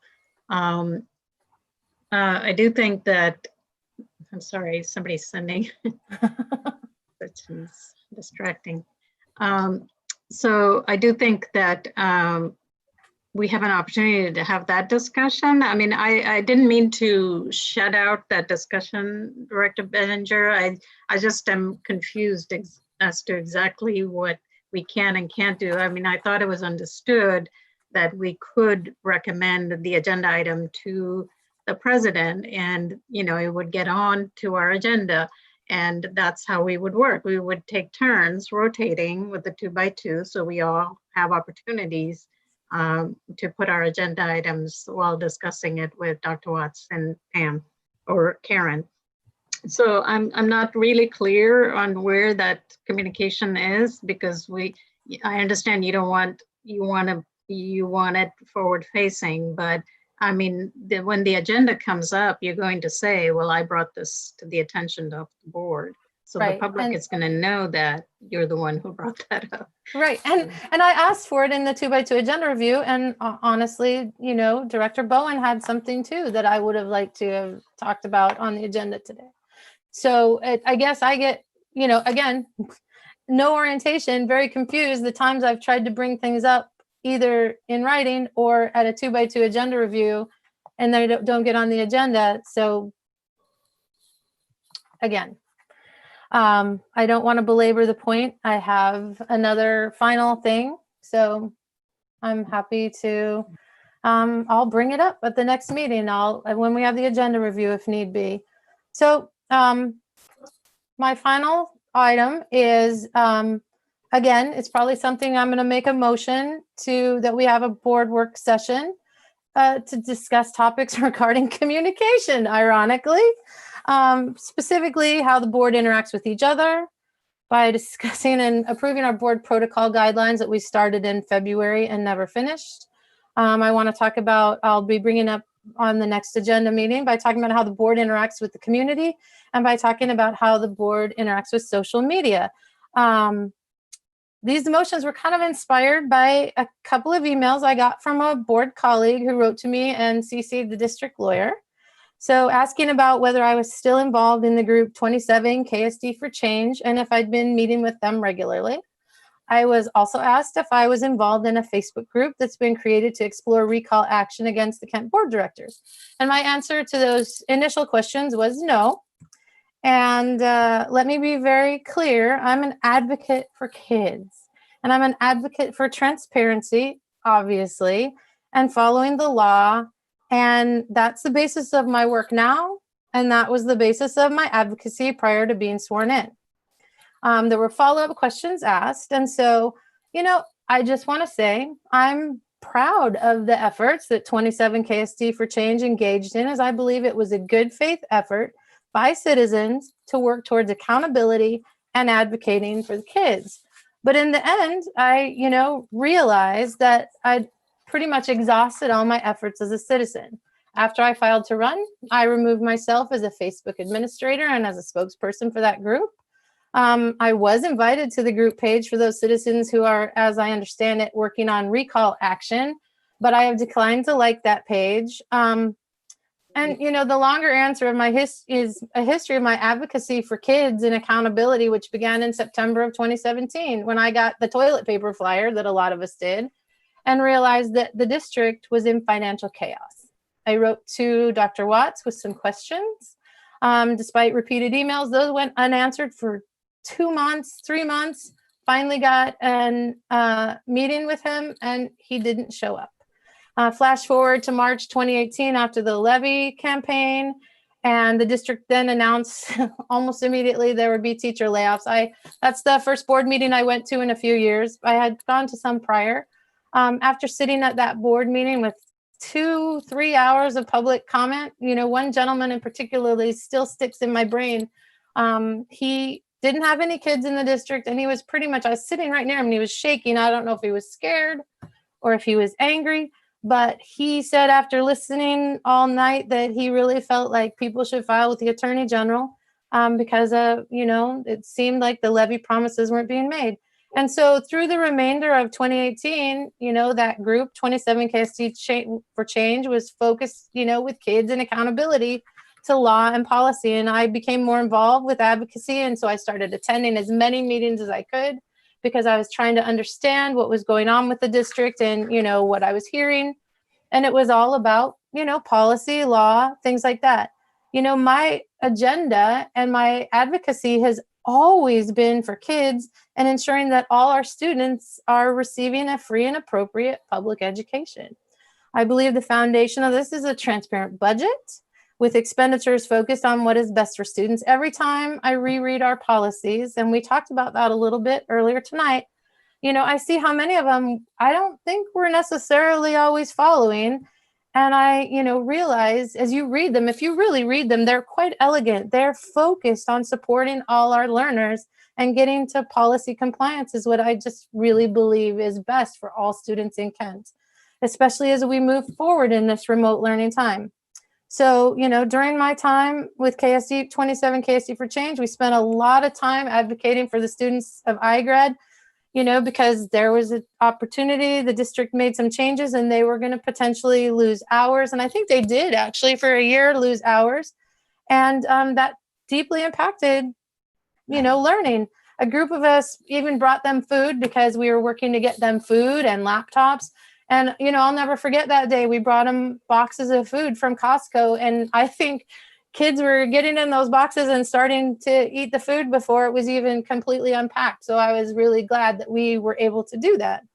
So, as time passed and more public records were obtained, advocates and I just tried to continue bringing records forward. I talked to State Superintendent Rakedahl. I went and visited with the state auditors. And then I went to Olympia and I sat down in Rakedahl's office and he said, "You have a board problem." And, personally, I think we still have a board problem. I still have concerns that law and policy aren't being followed, and I express them. I still have concerns that all our students aren't getting what they need to succeed, especially during COVID, especially when I sit in on a third grade class today and there's a student that, they missed 4 days of learning. I still struggle to get the superintendent to meet with me and answer my questions. So I believe in the democratic process. And if there are citizens who want to proceed with a recall action against me, I support that as their right to do so. If I'm not doing what they want, I would heartily encourage them to engage in that democratic process. Since I'm not completely sure what my board colleague wants to know about any other affiliations, I will tell you that I have volunteered my time with Vision House that provides housing for homeless families, the Kindring Center, Renton Community Band, Tacoma Musical Playhouse, and Renton Civic Theater. I have raised money and donated at several nonprofit organizations, some of which include Vision House, again, Cry Out, which is an after-school program at Renton High School, Lifelong AIDS Alliance, Champions Foundation, the Red Cross, Heed Uganda, the Renton Salvation Army, and the Washington Food Coalition. I sat on the board of Renton Civic Theater and served as a full term as a Renton City of Renton Arts Commissioner. My LinkedIn page pretty much is open and it has my entire work history. I filed with the PDC. It shows my investments and things. And as long as the district doesn't try and buy anything from Disney or Harley Davidson, I think I'll be okay on that regard. Because I understood that nighttime board meetings would not be compatible with theater work, I won't be accepting any of my theater work that conflicts with these board commitments until my term ends. I have no interest in any elected office beyond my current 4-year term as a board director. I have no interest in any job or consulting work with any school district or government entity. So, I'm pretty much an open book. And like I said, I will be sharing a motion at the next board meeting so my colleagues can be prepared so we can have a discussion about this, because I think it's a really good and valid discussion that we all talk about affiliations. And I really think it's a good and valid discussion that we talk about how we interact with each other and finish our, protocol guidelines, and, how we talk with the community and how we engage on Facebook and other social media. So I'm really glad to have the opportunity to speak to this. And I think I hope I answered all questions about any affiliations I have. And that's the conclusion of my board report. And I thank you for your time. Director Bowen. Good evening, everybody. So I did have something that I wanted to bring up, actually a couple of things. One of the things was kind of going off of what Director Benninger was talking about putting things on the agenda. I was under the impression that we would make it known that we were interested during the board report in a specific subject or a specific discussion. And then we would bring that to the meeting, that make a motion at the next meeting for that. That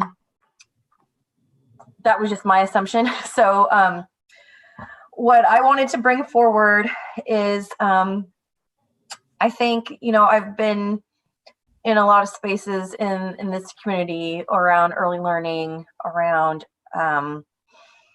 Native practices, whatnot. My daughters are registered Native American. They are with the Coast Salish Samish tribe. And one thing that I've really appreciated about some of the places I've been is at the beginning of meetings, there is a recognition given to the native people of the land, whose land that we're on. It's usually a short synopsis of what tribes inhabited the area, what was in the area. One place, it was a kind of like a negative marketplace. And that usually was followed by like a visual of what the different tribes look like in Washington State and in our local area. And, you know, with equity being one of our virtues, I suspect, in the district, I think that, you know, the board has a duty to lead by example.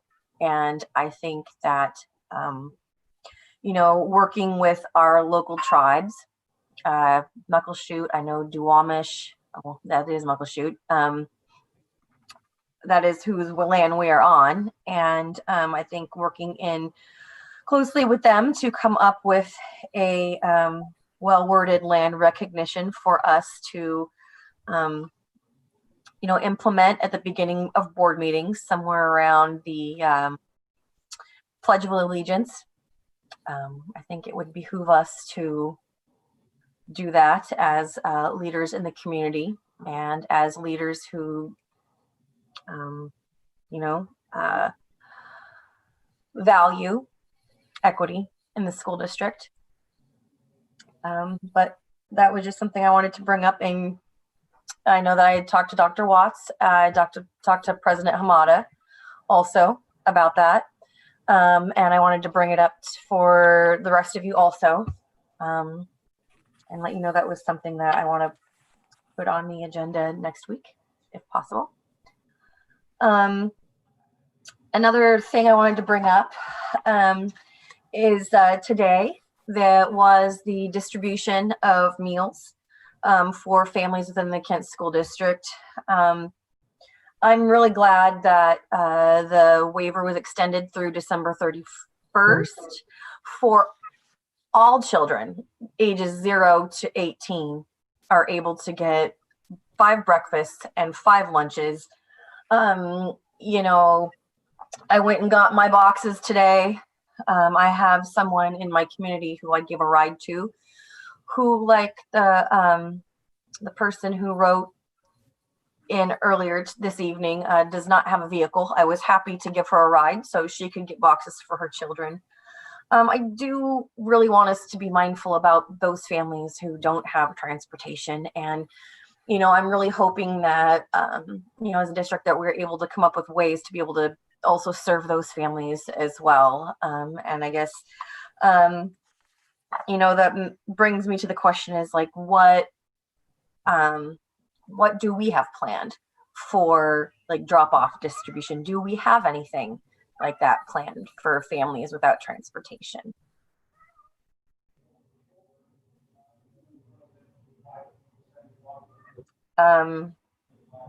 Also, I wanted to thank Kent Youth and Family Services for creating space in the community for students to have places to attend online classes when they are unable to do so in their homes because their parents are working or for some other reason. I think that that's a valuable resource and partnership that we have in the community. Another thank you I want to give is to all of the teachers who have put in so much hard work with thinking outside of the box to create engaging online lessons for our students. I have a 3rd grader and a 1st grader. And, you know, even though this week has been fraught with bumps and hiccups and technical glitches, I just really want to commend the teachers for really doing a lot of hard work to keep the kids interested, to keep the kids, you know, energized, because it can be hard to sit there for so long. You know, and I've ran into hiccups with my youngest daughter. I've had to drag her hiney back to the computer 3 or 4 times. And, you know, I also am a working single mom. So I definitely understand the plight of other people in that situation, because I'm, I work from home too. So I get it when you're trying to, help your two kids who are in completely different classes at different ends of your house while you're in your meeting, and not being able to be like fully with one foot in like one pool and the other. It can be difficult. It really, really can. But I do have faith that things will Mute. Oops. That things I'm muting myself. Shut up, Leah. That that as we go along, that the wrinkles will get ironed out, and that just like Kent Youth and Family is giving supports to the community for kids who can't do class in their home. I'm hoping that more community partners like that pop up, and I hope that also a lot of organizations and companies and businesses in the area who have people, single parents, or even nuclear parent families, really realize that this is a difficult time for everyone, and to give grace to everyone, because we all are truly doing the best that we can for our kids and for the community. And a little understanding and grace goes a whole heck of a long way. It really, really does. And I just wanted to say thank you, and I look forward to this year and the changes I know that will be made to some of the schedules and the way that we are doing things to keep with the equity that we value so much, and the community we value so much in our community. Thank you. Well, I'd just like to again recognize our semifinalists for the National Merit Scholarships, Gina Dixon and Jonah Orlish. That's quite an accomplishment. Wow. And I'm anxious to hear if they make it into the finalists. Wouldn't that be something too? So that's exciting, and welcoming to our 3 new principals. If anything I've learned by being in the schools, when my kids were in school and when my grandkids are in school, and being involved in these local schools, principals and building leaders can really set a tone. So welcome 3 new leaders, and all the other building leaders are doing a great job, and all the teachers and all administration that are stepping up to do such great work. And I've really seen a huge amount of communication. So Ms. Laramie, I've seen several things come through. My phone is dinging on all this stuff coming through from the school, and I'm thinking about shutting that phone off a little bit.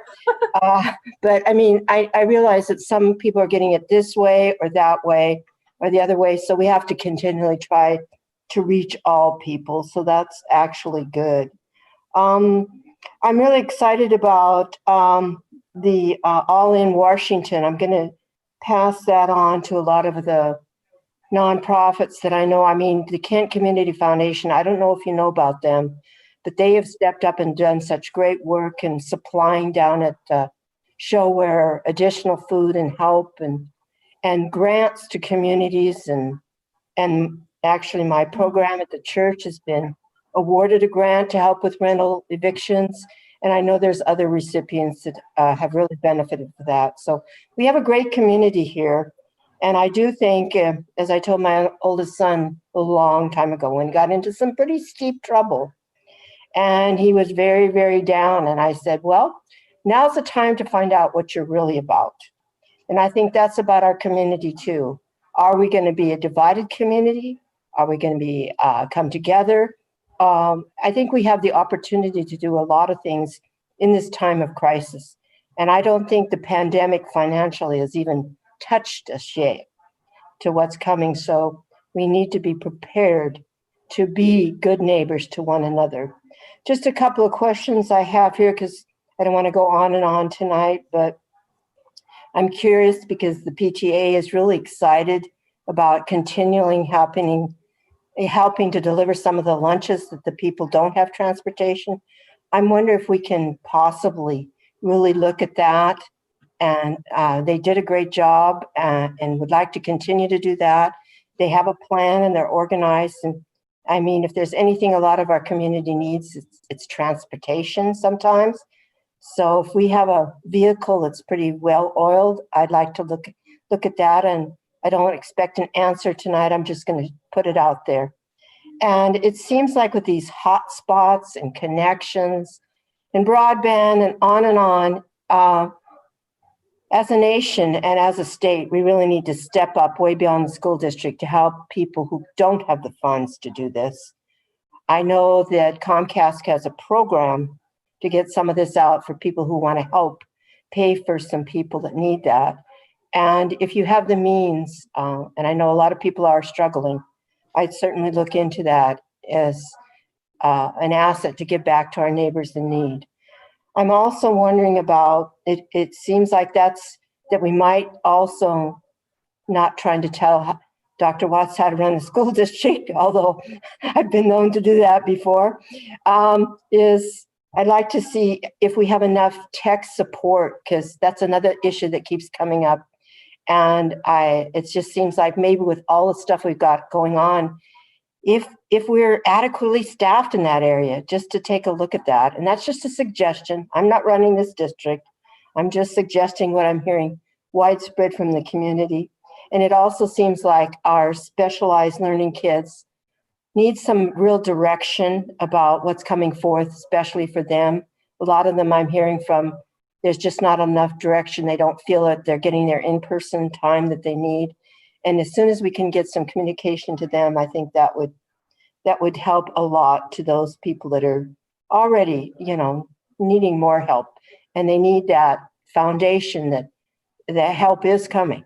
And this is our plan. So they're just some suggestions. I just would like to also say, as a board, we're setting an example here too.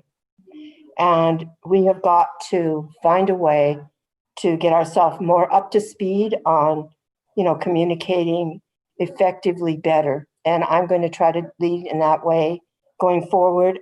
I understand the frustrations that a lot of board directors are having, but we can do this. And we do need to listen to every person on the board and accept that and their opinion and still move on in an effective way.